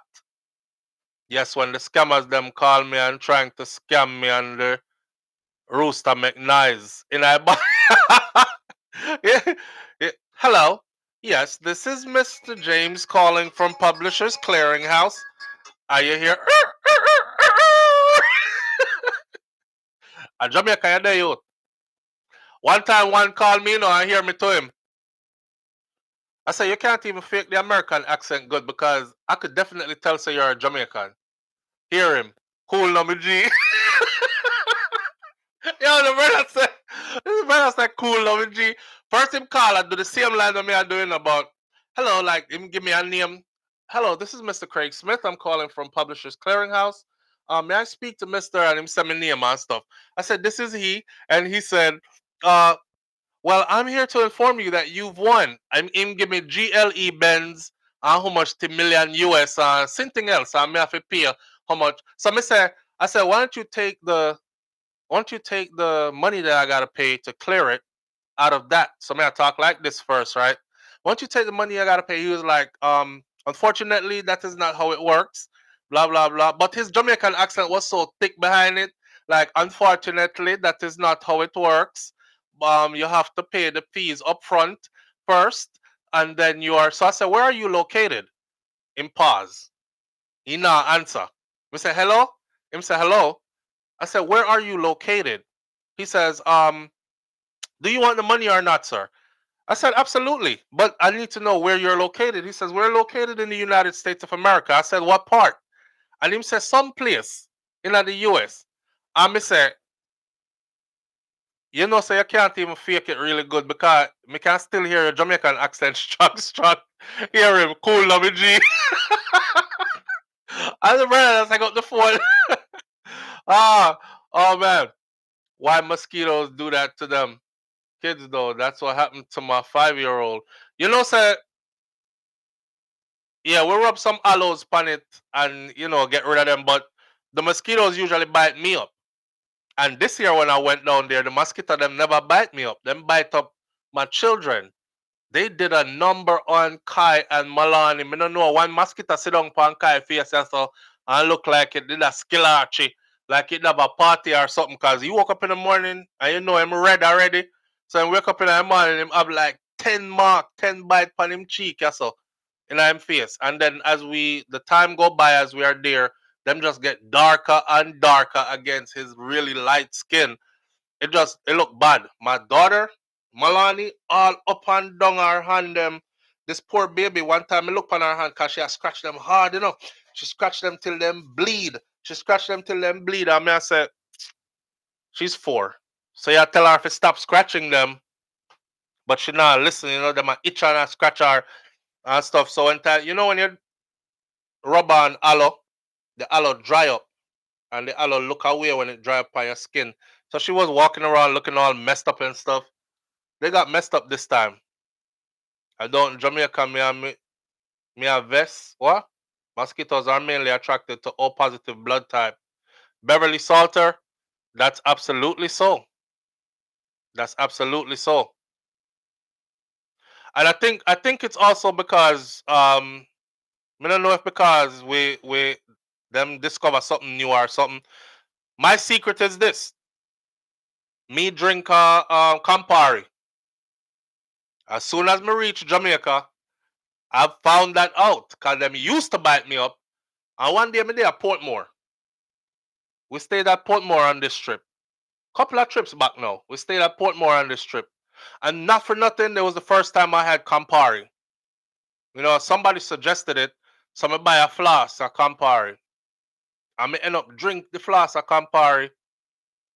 And I said, boy, it tastes like medicine. It can have a bitters kind of taste to it. Lo and behold, no mosquito bite me. No, over Portmore, the mosquito them big like any ranger.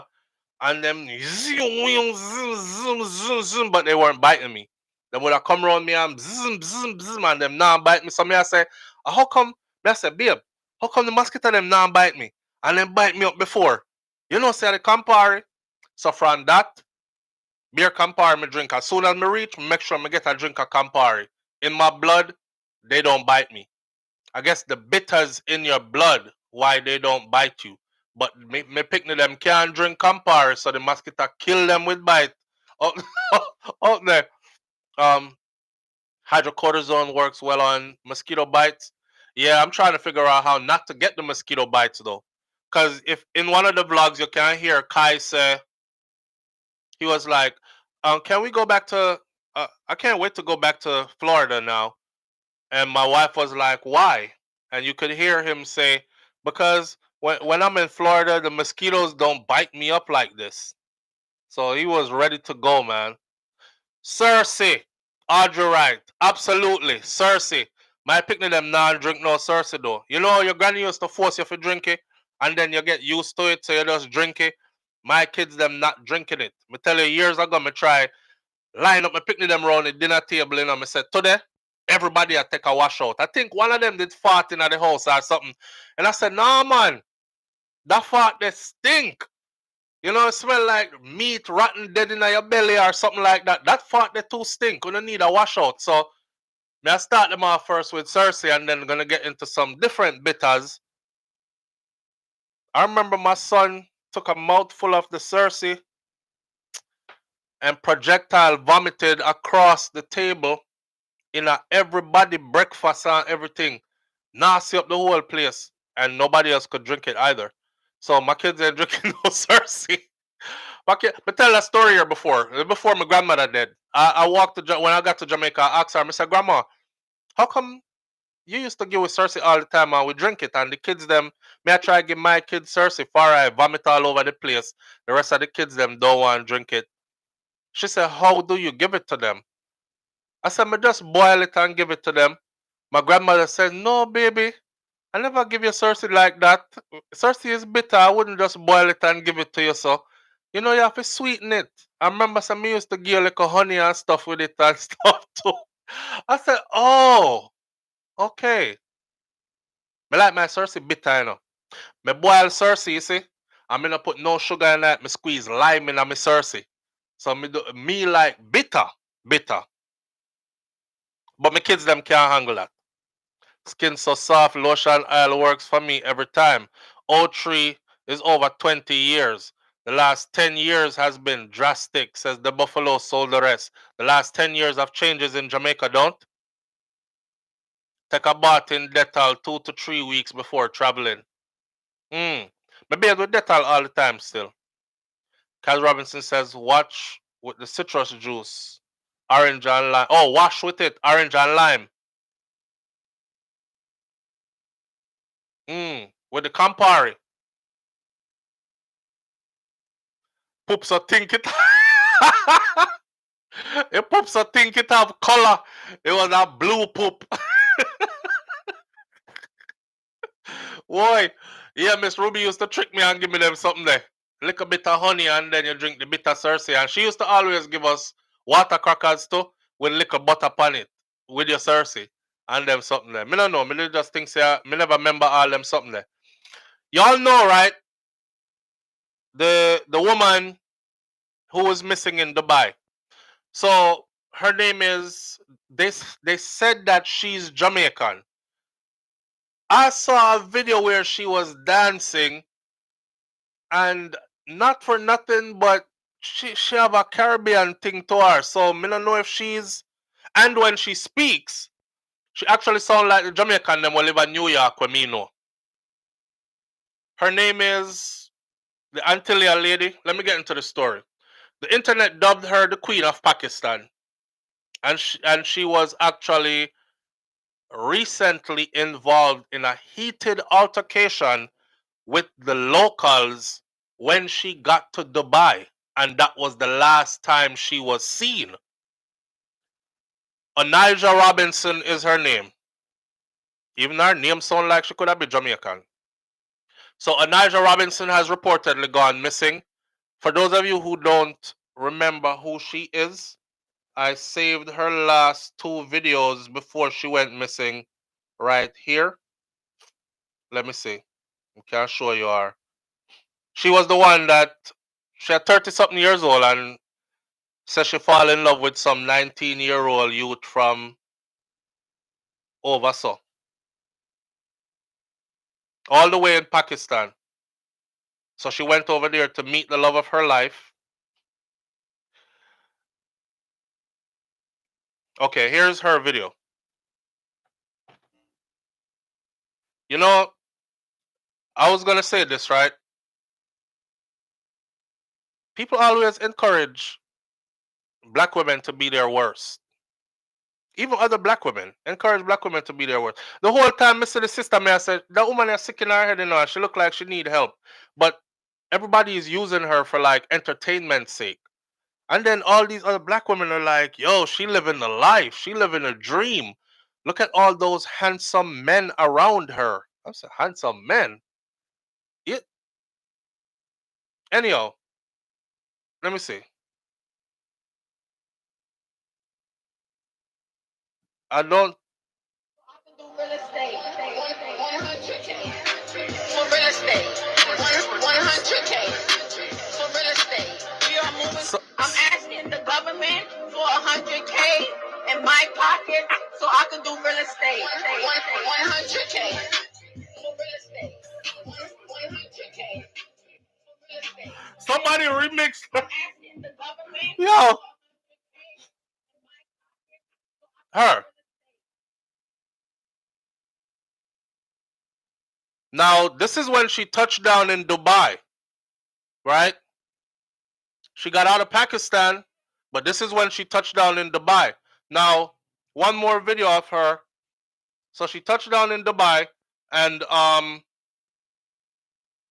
apparently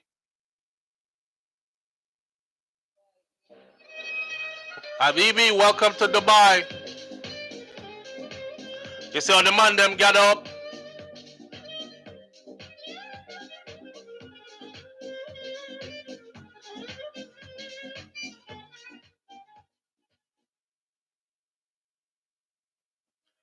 Short a road that smoke cigarette. All right, that's what I'm talking about. Let me tell y'all something, right? Because I've been in these regions. These people don't play around when it comes to women. So for all the women who are saying, "Oh, she's surrounded by men because the men over there like her," no. I'm in these people country, right? And a couple of things I noticed. One, men walk down the street holding other men's hands, fingers intertwined. Us being ignorant, we used to say, "Yo, what kind of gay shit they on? Like they're openly gay here." I'm surprised, right? Because I thought that was frowned upon here until we learned that those are father and sons, and the fathers still walk down the street with their grown sons holding their hands. Another thing we notice is you will never see women with men. So anytime you saw women or girls, they were in groups, and then they wouldn't be outside. I would say after like 4 p.m. in the evening, no woman is outside. You can drive down the whole country, you won't find no women outside. Only men. So when y'all see her, right, I want to see one bag of man round her. Don't you ask yourself, where are the women? Their country is very strict and their culture is different. And it's not even that they force the women inside. The women just don't be outside. They're amongst each other and they don't be outside. A girl can't go somewhere with just some frivolous guy. She can't go unless it's a woman going somewhere with her husband, right? So their culture is super different. What she was doing when she was there walking down the street by herself, she was probably out of timing, as in, this ain't where you're supposed to be now. You notice that no woman no out here. Why you out here? Now, you're funny to them for like 5 minutes. After that 5 minutes is up, problems for you. Then she's smoking a cigarette. And she hold a cigarette one time like she hitting a blunt. And she pull it hard. You will never see their women smoking out in public. I can't tell you I ever saw one. You not even know if them women smoke or not. So they do not flex the way you think they flex. So for all of the hungry black woman them we talk about, we love foreign man, I talk about, ooh, all those good looking men around her and they want her. No, them don't want her at all. She's not their type. She is absolutely not their type. Especially the fact that she is pretending to be a Muslim or from Islam, but they can tell that she isn't. So you're perpetrating some. Then we kill you for them Islam, you know. So you're perpetrating something that is so dear to them, right? That too. And then she went and had an altercation in the streets with one of these local men. A New York woman who traveled to Pakistan in search of love and unexpectedly became an overnight sensation is now allegedly being held in a jail in Dubai. According to multiple reports from that region, they don't know what jail she's being held in, and nobody from there is saying anything about her like, oh, we've got her over here. Anaja Robinson, she was dubbed the queen of. You see how quick this turns not funny no more? Now them can't find you. Anaja Robinson, she was dubbed the queen of Pakistan because she was in Pakistan first. That's where she went viral by the internet. She flew to Karachi last October after falling in love with a 19-year-old named Nidal Ahmed Memon, whom she had met online. However, when she got there, upon her arrival, Memon's family rejected her, rejected the marriage, and took the teen into hiding, leaving Robinson stranded as her tourist visa had also expired. She later went viral after online clips surfaced of her interacting with local press. In these clips, she demanded large sums of money, and she even suggested at one time that she had plans to improve the city's infrastructure. According to the Press, Tribune, and the Mirror, Robinson was departing Karachi on a flight back to New York, but her flight had a layover in Dubai for a connecting flight. There is footage from the airport there that showed her being escorted by security officials onto the jet bridge. Later on, another account said that airline personnel had removed her from the flight for security reasons. I don't know if she got up on the flight and she was acting up. So they removed her from the flight in Dubai for security reasons, although no additional sources have confirmed this claim. Other reports have stated that she was placed in protective custody after exiting the Dubai International Airport after they got her off the flight, and she was found roaming the streets. These two videos I just showed you, the clips, that's her roaming the streets in Dubai. Some speculate that her detention may be linked to a heated exchange that she had with a local. As many may know, Dubai enforces strict regulations on public conduct, particularly regarding interaction between men and women. As of now, Robinson seems to have vanished from the public's eye. Her TikTok account, which she was heavily on recently, has remained inactive since then, and there has been no updates from any local authorities in Abu Dhabi media regarding her whereabouts. See? You see how quick that turned ugly?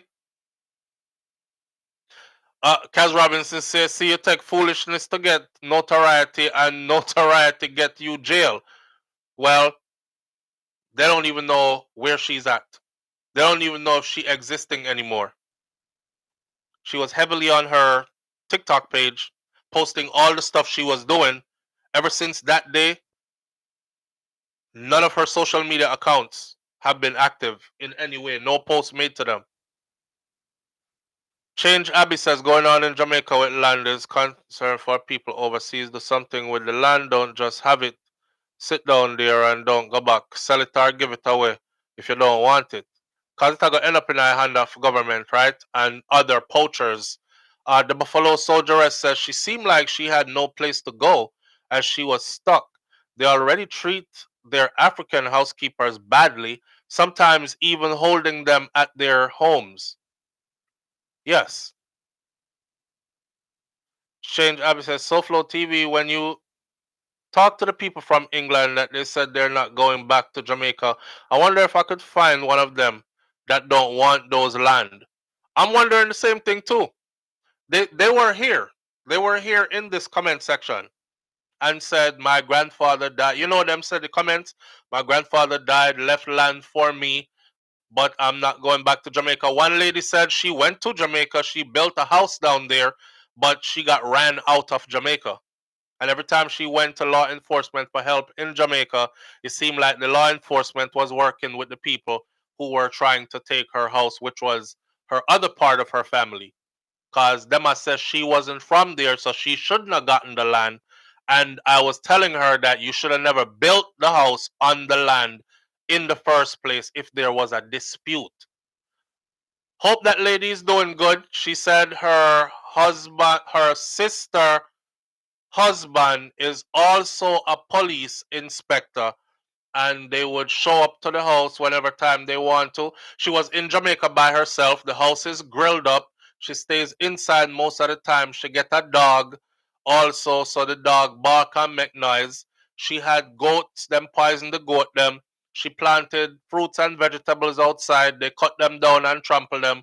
And I was telling her, I said, don't you think it's like you want to leave?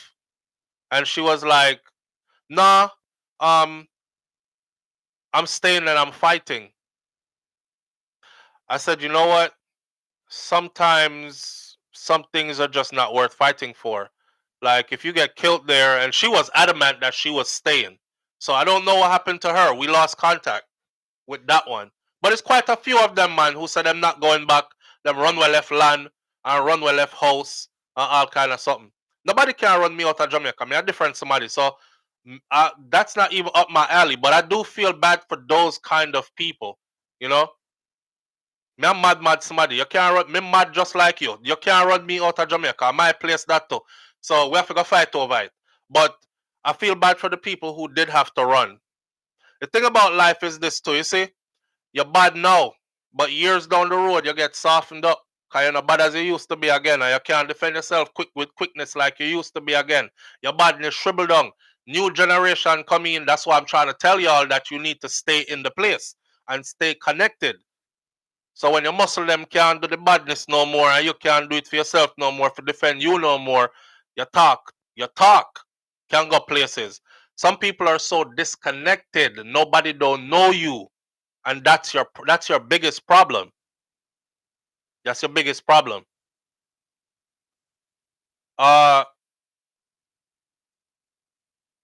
Would invite the owner to do something about the land within 6 months. Either you sell it or you allow the government to sell it to whomever wants to buy it. Listen, change able.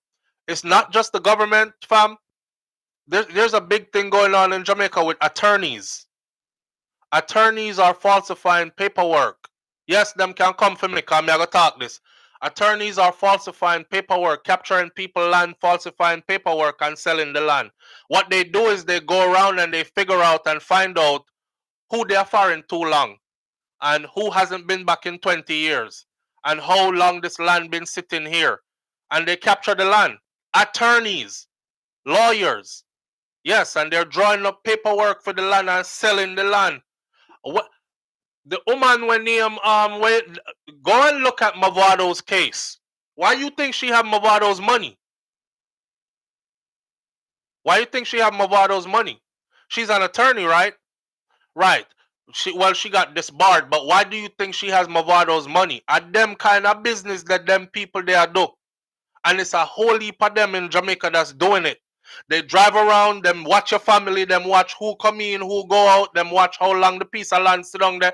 But you know, some know them people there from back in the 1980, how long? About 10 years now, nobody no come here, you know. Them start ask question around the community. Next thing, them send somebody go broke into the house. Then them start investigate the house themselves. They look up, they see when last taxes were paid on the land. All that, it's abandoned. Nobody has paid taxes on it in 10 years. Nice piece of property, man. Sits at the top of the hill. It's in the rolling hills in the countryside, blah, blah, blah. Them start fix that up and start look for buyers' feet. Now more than ever before in Jamaica, your land is worth a whole lot of money.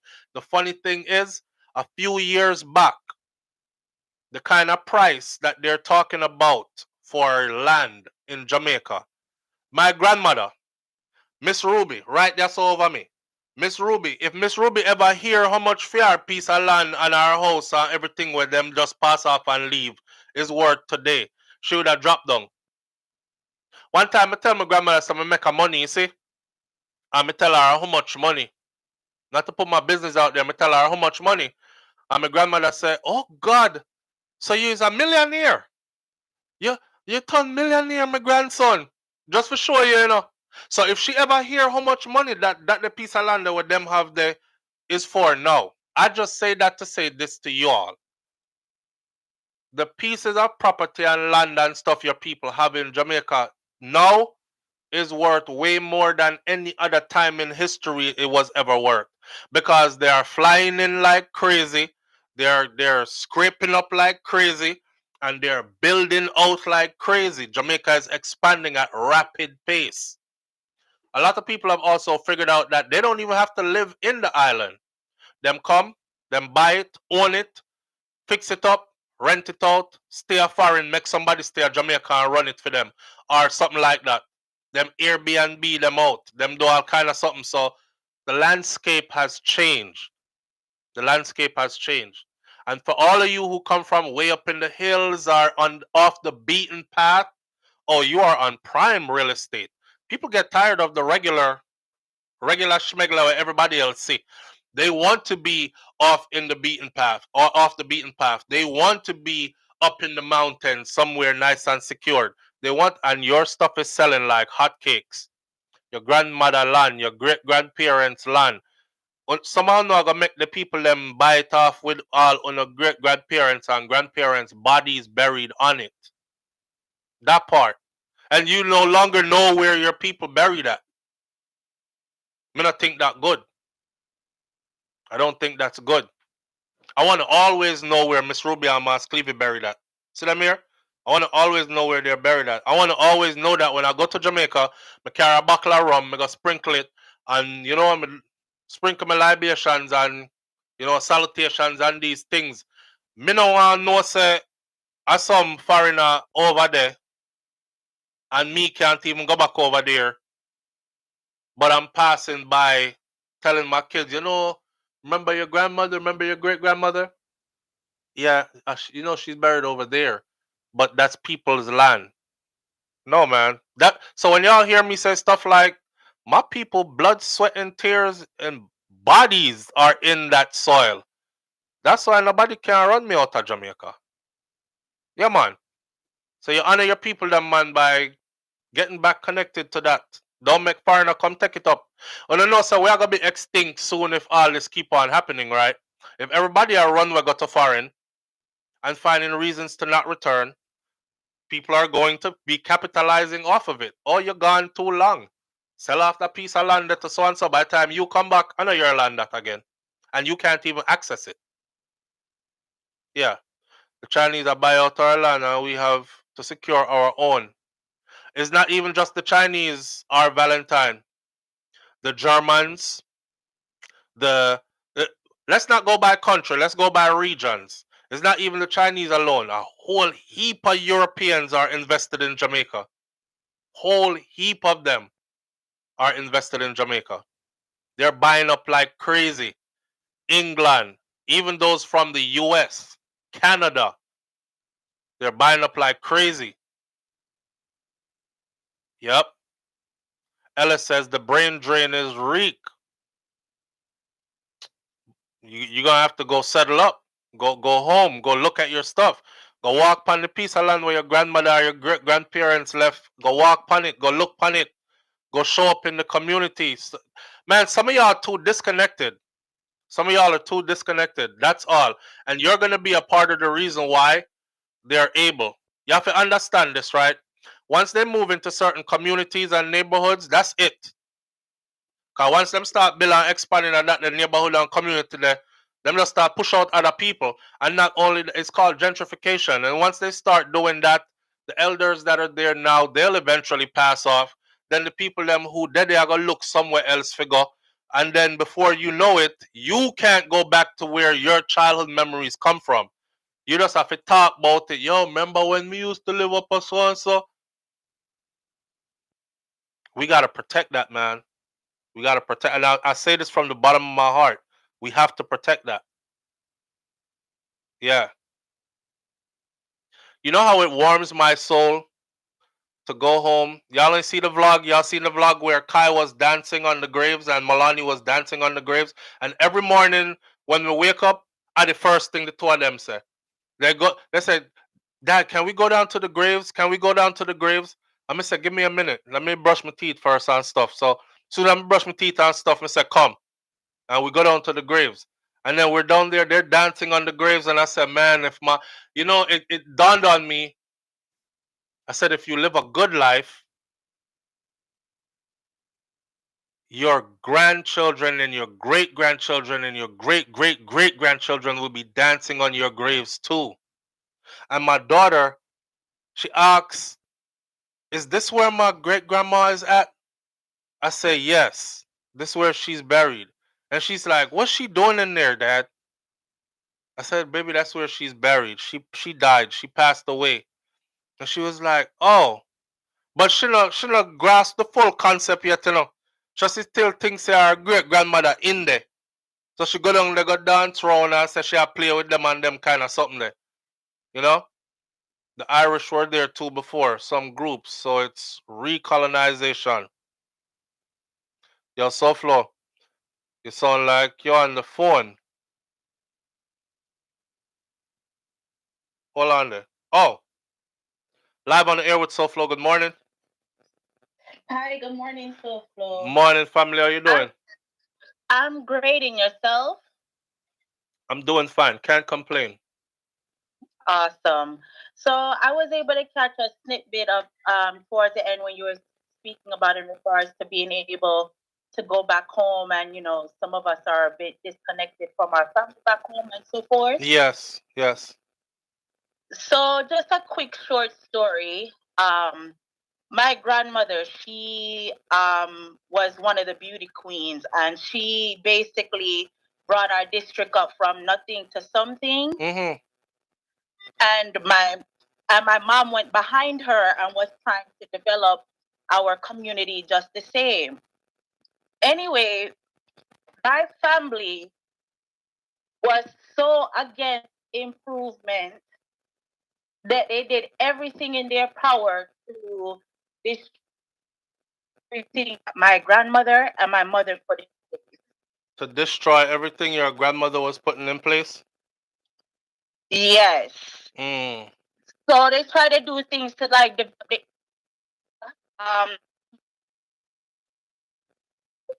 or in the area.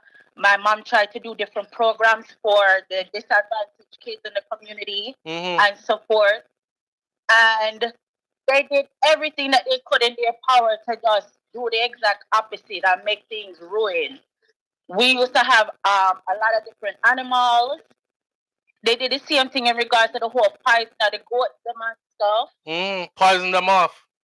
Yeah, and they even went as far as visitors that would come and visit the area, like visit my mama and stuff to try and get money and investment into the place. A cousin of mine slashed all 4 tires. Scare the people them. Yeah. Wow.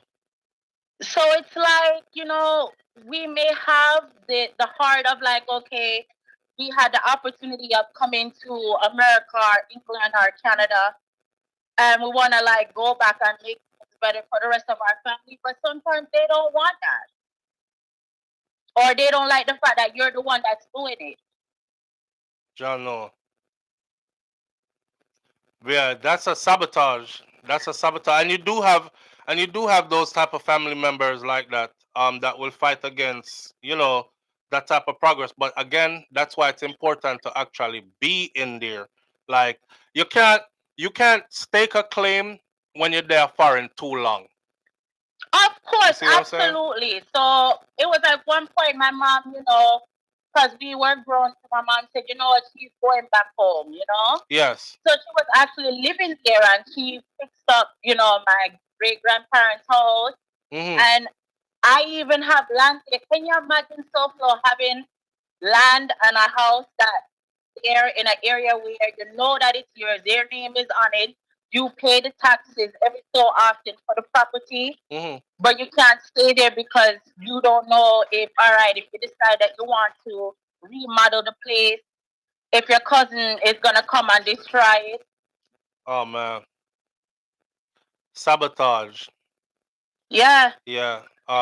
That's where you have to get like the law involved and stuff. You have to stake your claim. You have to stake your claim. I'm gonna say this to my people. Sometimes it's a fight, but you have to stake your claim. You can't just up and run off because some people are not in a position to stake a claim because it's too much of a fight for them. But those who can fight. Those who can fight because it's worth the fight. And you know what's sad? You know what's sad?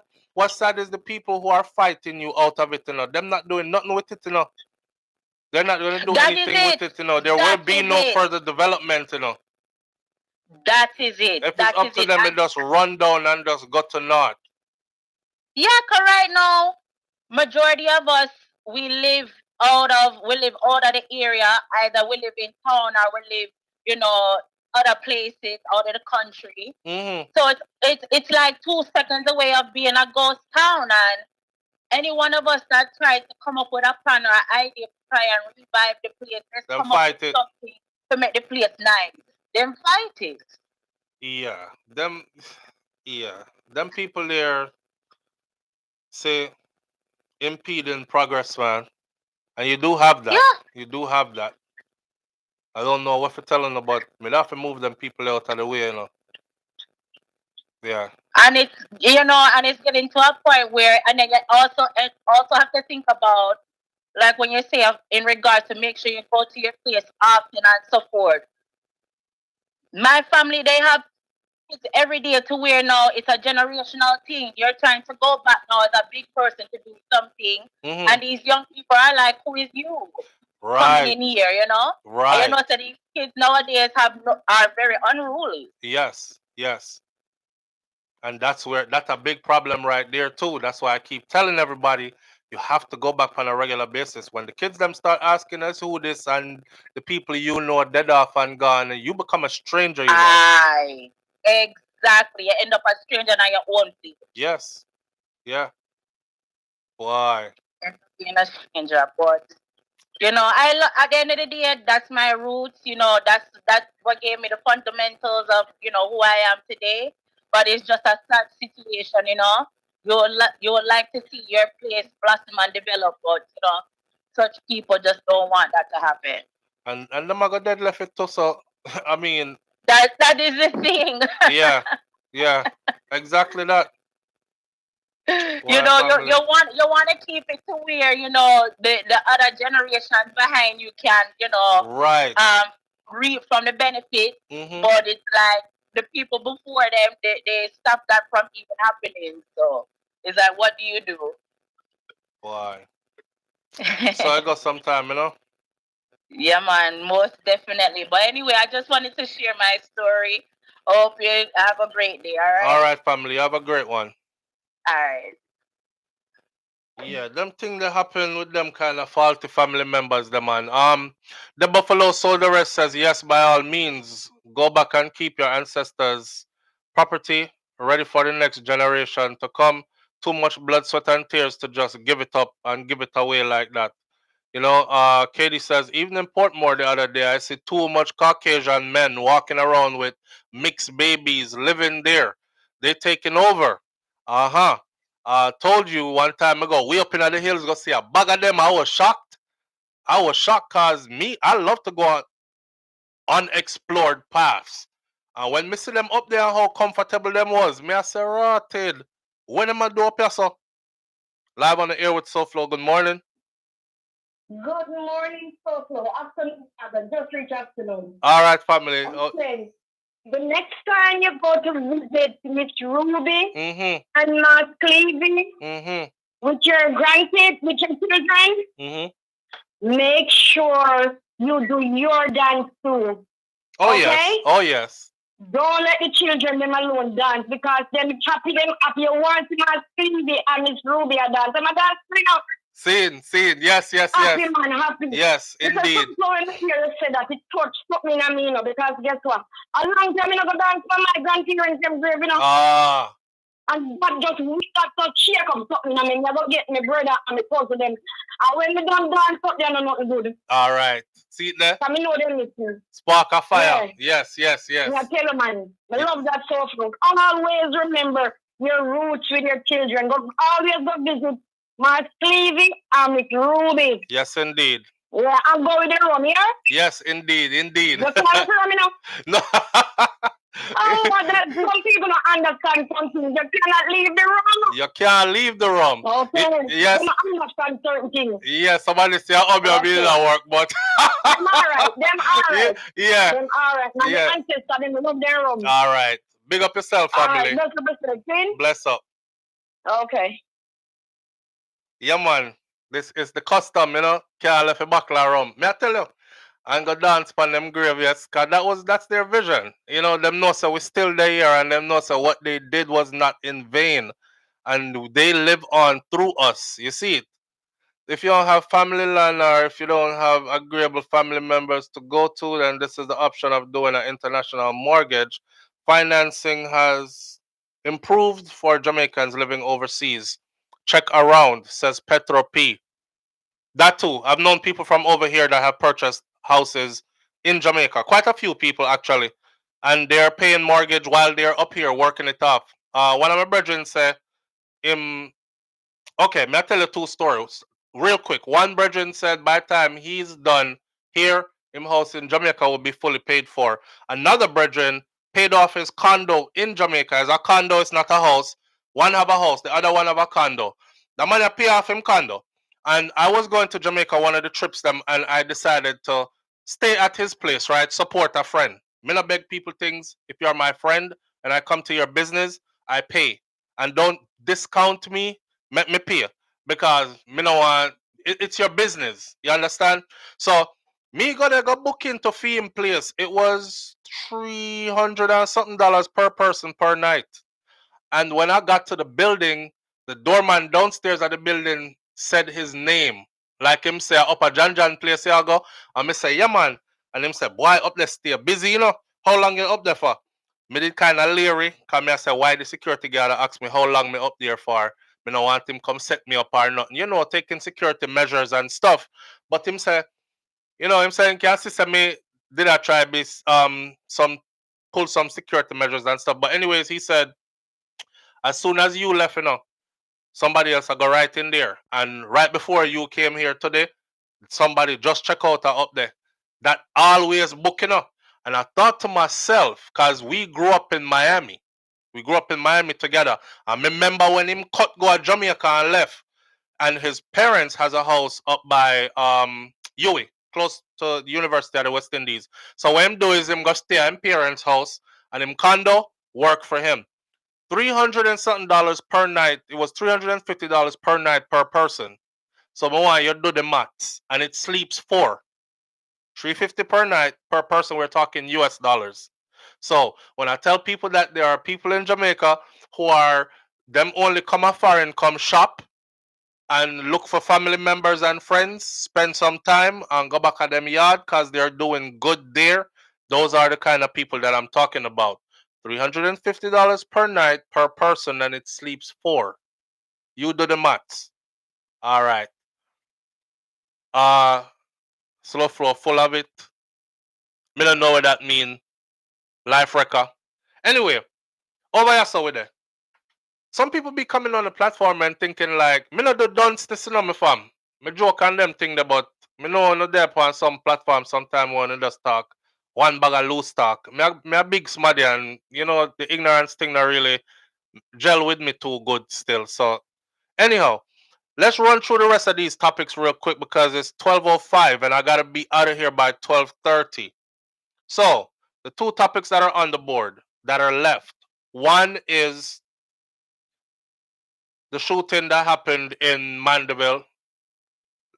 Let's close off the black American that's missing in Dubai. She is probably in police custody, but Dubai is not responsible for letting everybody know where she's at. And they're probably also scaring the daylights out of her. I don't think they'll do her anything because she's American. And eventually, the US Embassy might start inquiring about her whereabouts. But this is just a lesson for everybody else. When you're in people's place, you play by their rules and you do what I'm saying. Play by them rules and behave yourself, right? She isn't a FBA. I don't know. I was told she's Jamaican or she has Jamaican background, and when she speak, I can hear it. But I might be wrong. Maybe she just live in Brooklyn and live around Jamaican, so she sound away when she talk. But that's how she sounds to me. When in Rome, do as the Romans. Jen Jones, big up yourself. That's what I was looking for. When in Rome, do as the Romans. I fit them rules. I think she got herself in a pickle. On to the next one now. The 2 bodies that were found in the JetBlue airplane. Let's do an update to that. When it first bust news, they said it was 2 Jamaicans. I reported it that out of Jamaica News said it was Jamaicans. Then Later on, they came back and said it can't be Jamaicans. And then they said it could be somewhere else, whatever. It's been a while now. So the 2 dead bodies that were found in the JetBlue plane well have been confirmed to be 2 teenagers stowaways from the Dominican Republic. So the last story we did was about the 2 mothers who knows that their 2 sons are friends. And the 2 sons had been walking through the neighborhood telling everybody that they're going to America. And he told his mom, one of them tell him mother say he might go America. So his mother said she never take it as he's leaving. No, she took it as he's young. She took it as one day he's going to make it to America.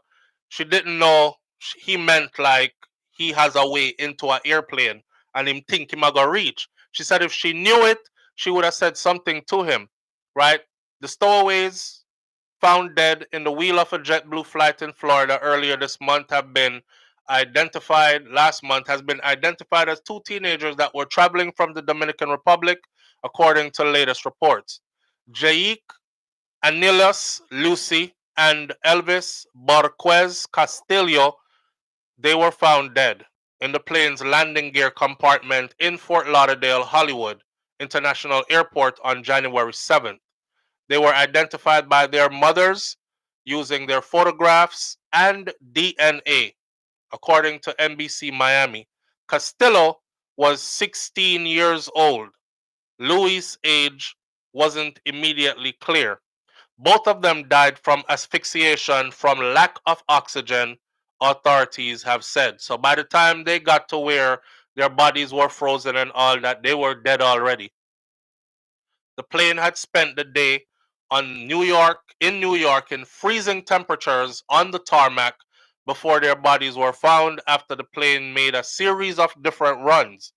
Salt Lake, Utah, came back to New York, after it went to Jamaica, came back to New York, went to Salt Lake, came back, then went to Florida, and then they were found in Florida. Their mothers, Margarita Luisi, Elisma, and Eleonores Castillo, first identified them through photographs. And then they provided DNA samples to the Broward Sheriff Office deputies who traveled to the Dominican Republic to complete the investigations. Well, that's sealed off. Now Jamaicans know that they were not Jamaicans. It was 2 young teenagers who were obviously them never know say, and still they don't know how they got into that. One thing they said they can say for sure is security was breached at the airport, and that's all they've said. They haven't told us how the 2 picnic them get in that part of the airplane. All they've said is security was breached, and it was a great security breach at the airport in the Dominican Republic. All right. So yes, we're glad says not Jamaicans, but it's still 2 little youth, so it's sad just the same, right? Why would you leave your country from 2003 and went back only once? You are in America. You must have had some progress in your life, folks. Don't do that because you never know, something could happen. Somebody says. Well, we're not going to dwell upon that still, but we know a whole heap of people who they are all 15, 20 years before they even get their paperwork straight. And by the time them get them paperwork straight, they're celebrating, yes, I can finally travel back home. It's been decades since they've been here. Some people come here, get to the business, get the papers right, and then boom, send back for others or are able to travel again. Others are not that lucky, right? Some people in the Caribbean have a perception that people who you can marry and get your papers straight are all over the United States of America. So you just fly in and you just pick one, and it don't work like that. So that is that. Yeah, it was a security breach, and the 2 youth them dead. So we've confirmed it now, so it wasn't 2 Jamaicans. All right. Moving right along, and those are their pictures on the icon this morning with the label on it. Moving right along, there was a shooting in Mandeville, which begged me to ask the question, do you think that Jamaicans should be allowed to have firearms like how they have firearms in the United States of America, in Florida specifically, or the South?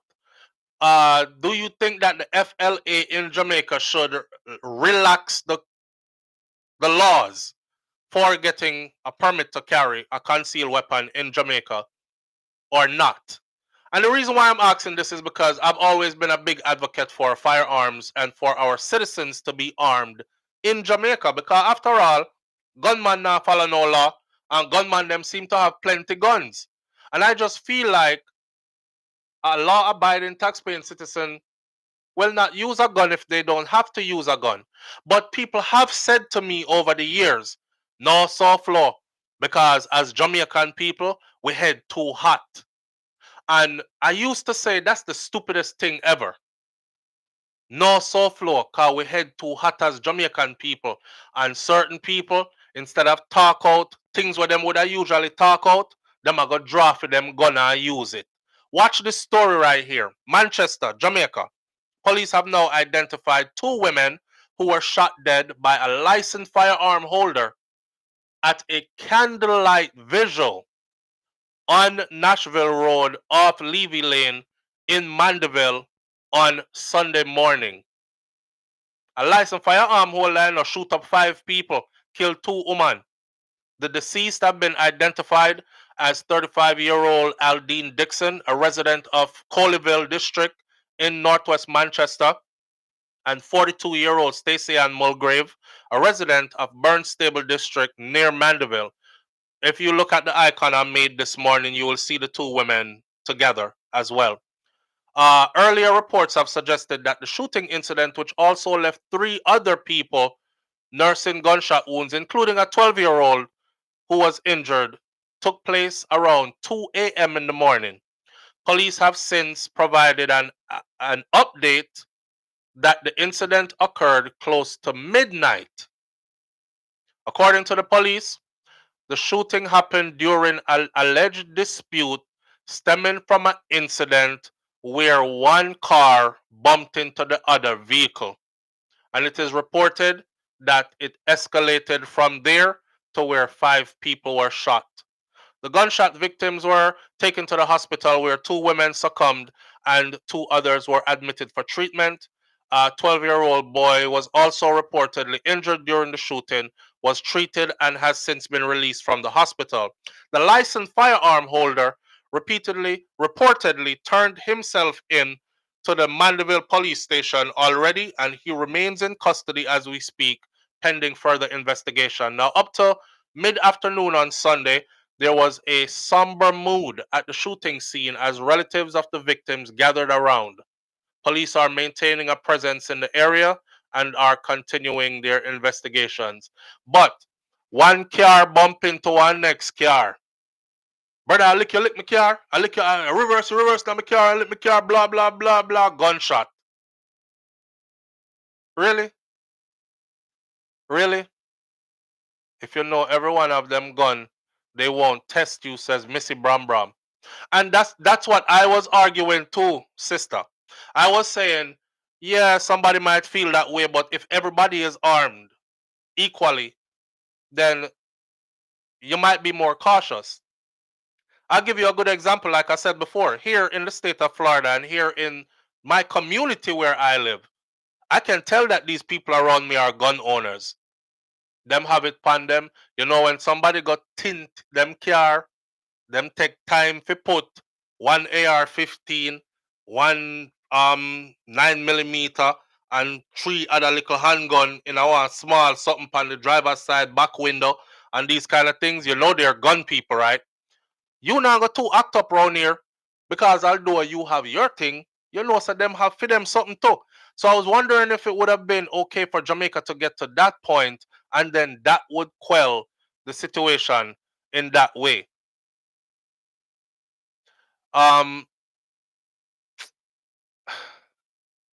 Most people are saying no, Jamaicans shouldn't be allowed to have guns because enough of them hot-headed. Like Sunshine says, it sounds good, but we head hot fit true. Some people, we head hot fit true. Some people head cool down as we get more mature, but not all of us.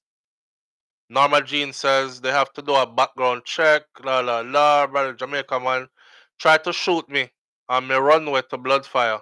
Says, brother, drama. Guns are good. Mansa Musa says, yes. Reggae Girl says, how that can fix back the old car? Eh? Stupid people and idiot them because the old car can't fix. The old car can fix and life goes on, right? And isn't that what we have insurance for as well? Somebody run into your car. You then top your car. Your insurance not fix your car. Where did gun come into this? But you know how we stay already, right? It's not even the car lick, We are gonna cause it, The car lick are gonna cause the original start of an argument. Cause somebody are gonna say, I want you buy your blood clot license, you can't even drive. You say you mash up my car, brother. And somebody else are gonna say, go suck your mother. And somebody else are gonna say, oh, you tell about suck them mother. Hey, sister, you're in the wrong. You're wrong, And then you tell me about my mother, blah, blah, blah. And then it escalates from there. According to other reports that I've seen, it said that the person who did the shooting, the licensed firearm holder, actually said he was ganged upon. Like them gang him up and did I beat him, so him did have to pull out him firearm and use it. I don't know. SouFLo, intention and faith in the creator carry me through. I was on vacation in the States as a visitor and purchased a gun and got it. Yeah, you could. I don't know if you purchased that through legal means, but you could. You must have purchased a shotgun. But even then, they do a background check, so I don't know where you purchased the gun from. But yeah, guns ain't hard to get here. Guns are not hard to get here at all. Jamaica notice, but you're talking about Jamaica. Yeah, Jamaica may I talk about still. How many returning residents have lost their lives for absolutely no reason at all? Innocent people work all their life just to go back home. Speaking of that, there hasn't been that many. There has been a few, and it looks bad. But if you really look at the number and multiply the years, there hasn't been that many. There was a time where we would get at least 2 per year for a number of years. It was like a 3-year, 2-year, 3-year period where they were like 1 year, then 2 year, you get 2 more, and people were scared. Oh, I'm never returning back to Jamaica because they're targeting returning residents, But if you really, really sit back and look at the numbers, we can't say like hundreds of returning residents. Remember, I know thousands of Jamaicans have been killed in the last couple of months, but in the last couple of years, sorry. But if you look back at those years where thousands of Jamaicans have been killed in those years, say 5 years, a 5-year block, there's probably about 2 or 3 returning residents. Understand? So we can't really justify that by saying, yeah, returning residents are targeted and they're killed in Jamaica. There are lots of returning residents there who are living just fine and doing all right. Most of the time when returning residents lose their lives in Jamaica, them lose them life by some other people when they were dealing with, and they were dealing with them intimately. Not intimately as in a romantic way, but intimately as in you're doing business with them sit down in the same house and eat dinner and talk.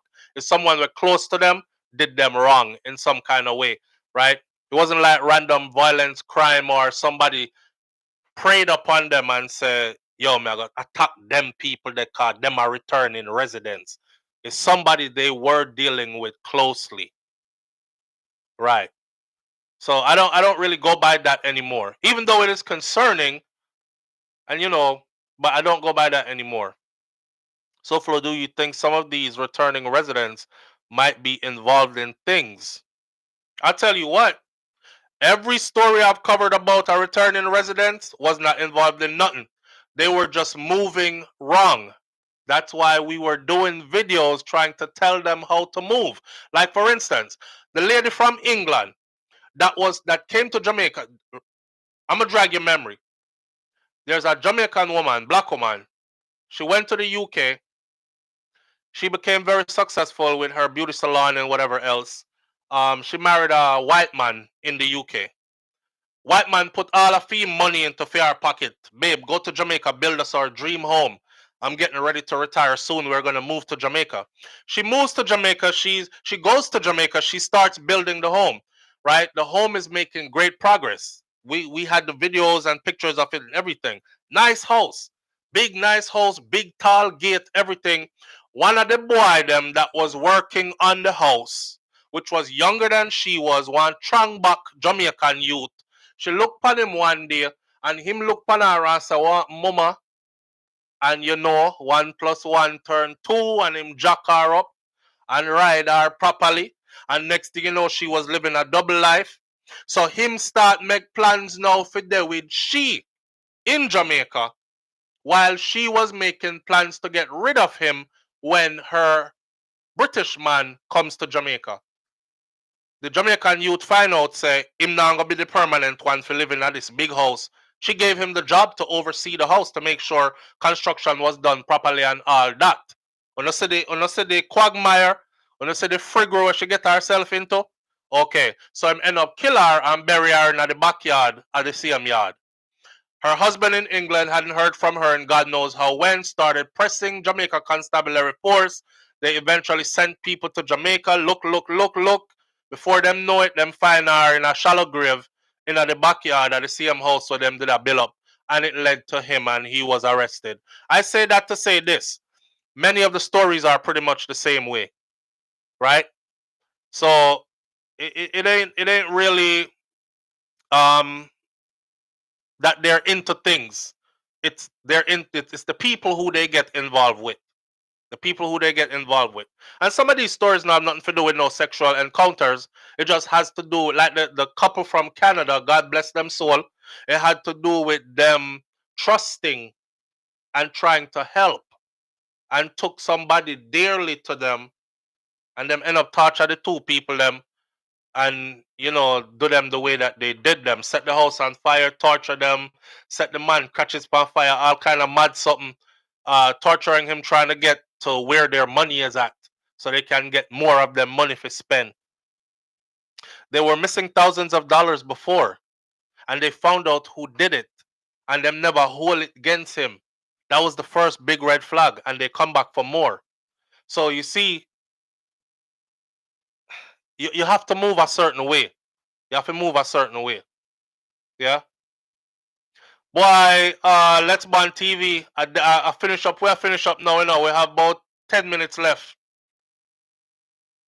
SouFlo, do you think it's wrong to stop being friends with Jamaicans who is paperless? The energy is high. Rotted, that's a good question. Do I think it's wrong to stop being friends with Jamaicans who are paperless? No, me's not a dash from my friend them kind of person.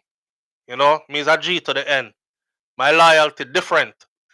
So me wouldn't be one of them kind of thing there, but I'll tell you this. The temperature now is different. Like you can't try save nobody nowadays. Hey, come stay with me till you get the thing together and blah blah blah. Because when time them find out now, they've already said it. The US authorities have already said it. You're risking your own paperwork and your citizenship is revocable and if you're in permanent resident status with a green card, that's revocable, right? If them find you harboring anybody who isn't straight in your residence. So it's a catch-22. It's a catch-22. I don't know if it tell if it do. But if I'm a G and we are talk still on them thing, then that can't change that. Right? That's where the backbiters who can screw you over. I would say that. I would say if your thing not straight right now, you have to go start move a certain way. Because these are trying times. And it would be better to give the kids like that and like their Jamaica they're getting bitten up. You could tell them, okay, well, if you drink a tablespoon of this, those mosquitoes won't bite you. True. We'll work on that. The last story for the morning though is Vaz slaps Andre Stevens with a cease and desist letter and threatens a lawsuit against him. This is not Andre's first lawsuit, or his first cease and desist I remember Andre was talking about the guy from SSL. One thing I know, see, they have a saying. The great Tupac Shakur said, don't go to war unless you got your money right. My money not too right, so I don't want no war from nobody with no long money. So that's why you know see me mention certain people and say certain things. Anthony Vaz, representing members of Parliament, Darrell Vaz, has issued a letter to controversial vlogger Andre Stevens threatening a lawsuit over perceived defamation. The letter from attorney Catherine J. Minto claims that on or about February 20th of 2025, Andre Stevens caused a video and audio recording to be posted on his social media platform, which are defamatory to Vaz, who is also Minister of Science, Energy, Telecommunication, and Transport. So you're in a ramble shambles with big people. It claims that the post features Vaz's name and photograph of his family and makes false claims that they are the corrupted beneficiaries of an alleged violation of a directive by the Financial Services Commission, which forbid the transfer and sale of assets that are owned by Stocks and Securities Limited, SSL, which is now in receivership. According to the attorney, the statement published by Andre Stevens has caused her client and his wife, their son, and their daughter-in-law to suffer severe embarrassment and distress. My client is a respected member of parliament with approximately 4 decades of service to his country. The groundless and false allegations that you have published have jeopardized the reputation of my client as developed and earned by his work ethics, public service, and commitment, Minto, the attorney, wrote in the letter. The letter stated that to avoid legal action pursuant to Section 11 of the Defamation Act of 2013, Andre Stevens may offer to make amends by A. Publishing a detailed apology on all of his social media platforms to include TikTok, YouTube, Facebook, Instagram, X, which was once Twitter, 5 of them, and which said apology must remain on these platforms for at least 30 days. That is A. The next one, the apology must be written and in video format as well. The third one, the apology must include the matters of A to E above, all they just spoke about. And the fourth one, an immediate removal of the offending post and a promise to refrain from making any statement defamatory of my clients in the future. Then the fifth one, the payment of a specific sum or an offer of compensation financially. And the next one, a public acknowledgement that you have submitted a written offer to make amends. Additionally, Andre Stevens is being asked to cease, desist, and resist the urge to make or facilitate any further defamatory statements against my client and his family. He has been given 7 days from the date of the letter to submit a written offer to make amends. So them even want him to pay them some money or offer them some money, to which they will be the ones who will decide, that too little bit, give me some more. Or he has been given 7 days to do so. The letter concluded, if you fail or refuse or neglect to submit a written offer to make amends, we will proceed to initiate legal actions against you in the Supreme Court to include aggravated and exemplary damages without further communications to you. It's not the first time that Andre Stevens, known for his often loud style and antics, has found himself in trouble with the law. There was one that said vlogger Andre Stevens loses a defamation suit and will have to pay damages to banker Ryan Strachan, which is the one I was talking about. So I'm last one already. And Strachan is from the SSL something, and now Vaz something with his name tied up in the SSL something again. So in October of 2023, he lost a defamation suit, a default judgment in a defamation suit in the Supreme Court to investment banker Ryan Strachan as well. Ross Clark. Boy, Andre, I don't know if to tell you, you know. I be trying to tell y'all how to move, but like nobody now listen. Everybody has their different style of delivery. You see what I'm saying? And I know why I deliver mine the way I deliver mine. Because I know that there are legal ramifications out there. And me being overseas doesn't save me from it either, because it still can be done. The vlogger Tasha K and the rapper Cardi B, the precedence was set then. After that, as a so-called vlogger, you better be careful what it is you're saying, the way in which you're saying it, because you can end up having to pay the consequences in that manner. Now, here what? Mansa Musa. A lot of people can go around and say, them a do it because you expose them so flow. Them a do it because make them move and go. But guess what? It won't change what's happening in the court proceedings. Seeing? Just like how Tasha K's audience, her supporters, were like, yeah, F Cardi B, girl. Say what you gotta say, girl. I don't give a damn. We don't give a damn. We'll still support you, girl.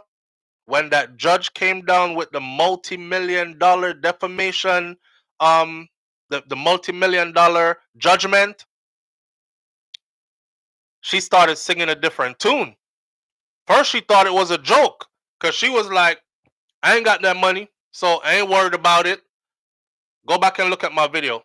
I said, once the judge makes that judgment, you can no longer say, I ain't got that money, I ain't worried about it. They can literally take you to court and then have people in my house talk about how much is this living room table worth. That's a big sofa. How much is that leather sofa worth? Oh, y'all paid $2,500 for it? Okay, I'm sure we could get it $15 for that. Take that out, guys. Take the living room table out, guys. Take the car that's in the driveway, guys. Take the... You see what I'm saying? So you have to watch what y'all say. I'll leave this video like this today. Don't make nobody throw no battery in your back. Half of the people them who say them a support you, like she has over 1 million supporters. If each person who was on her channel gave $1 3 times, 4 times, she could have settled that debt and kept on going on with her life. Where them there? They won't even get together and say, okay, listen, it's 1 point something million of us, man. Let's each one of us give $5. Everybody quiet. Damn, they doing her like that. Damn, all her business coming out in court. Oh man, she only made that much? I thought she made way more than that. They stripped her bare. You know, I thought she made way more than that. YouTube had to release her earnings. Her bank had to release her earnings and how much money is where and all these other stuff. Listen, no make nobody throw no battery in your back. That's why nobody can throw no battery in my back. I ain't no Duracell bunny. I know what to say and what not to say. And like I've said before also, the world for me is very small. I was the first Jamaican vlogger. You could go look this up. I was the first Jamaican vlogger to actually show my face. Everybody else used to talk from behind the scenes. I showed my face and I made up my mind from day one. I wanted to be able to go everywhere, which means I would have to skillfully navigate how I covered anything, because the world is getting smaller for me. Everybody know my face now, any which part me go. Me no want nobody to jump on me. Hey boy, what you said that about my mother for? What you said that about me picking them for? So I have to conduct myself in a way, and I suggest that all the others who are doing this right here or attempting to do this right here start moving in the same manner. Cause none of them people here we are throw battery in your back, but them a subscriber and supporter will be there to help you pay them legal fees when it's time to pay it. And if you think you're going to get away after a judgment is made by a judge, you make a sad mistake, because they have something for that too. All right. With that said, we're going to leave it right there, so I gotta pick up my picnic from school and these kind of things. Real life is life in. Big up on yourself. Manners and respect to each and every one of you tuning in. I appreciate you greatly. Go and watch the video I put up over the weekend. The Jamaica vlog, where you can see more of the place where I'm from. And may I tell you, say, don't give away these places to people, because our people made sure that we had this. So when them not there, at least we have that. When the world come crumbling down on you, at least you have your one place where you can run go, and it's set up for you already like that. All right? One love. I'm out. Peace.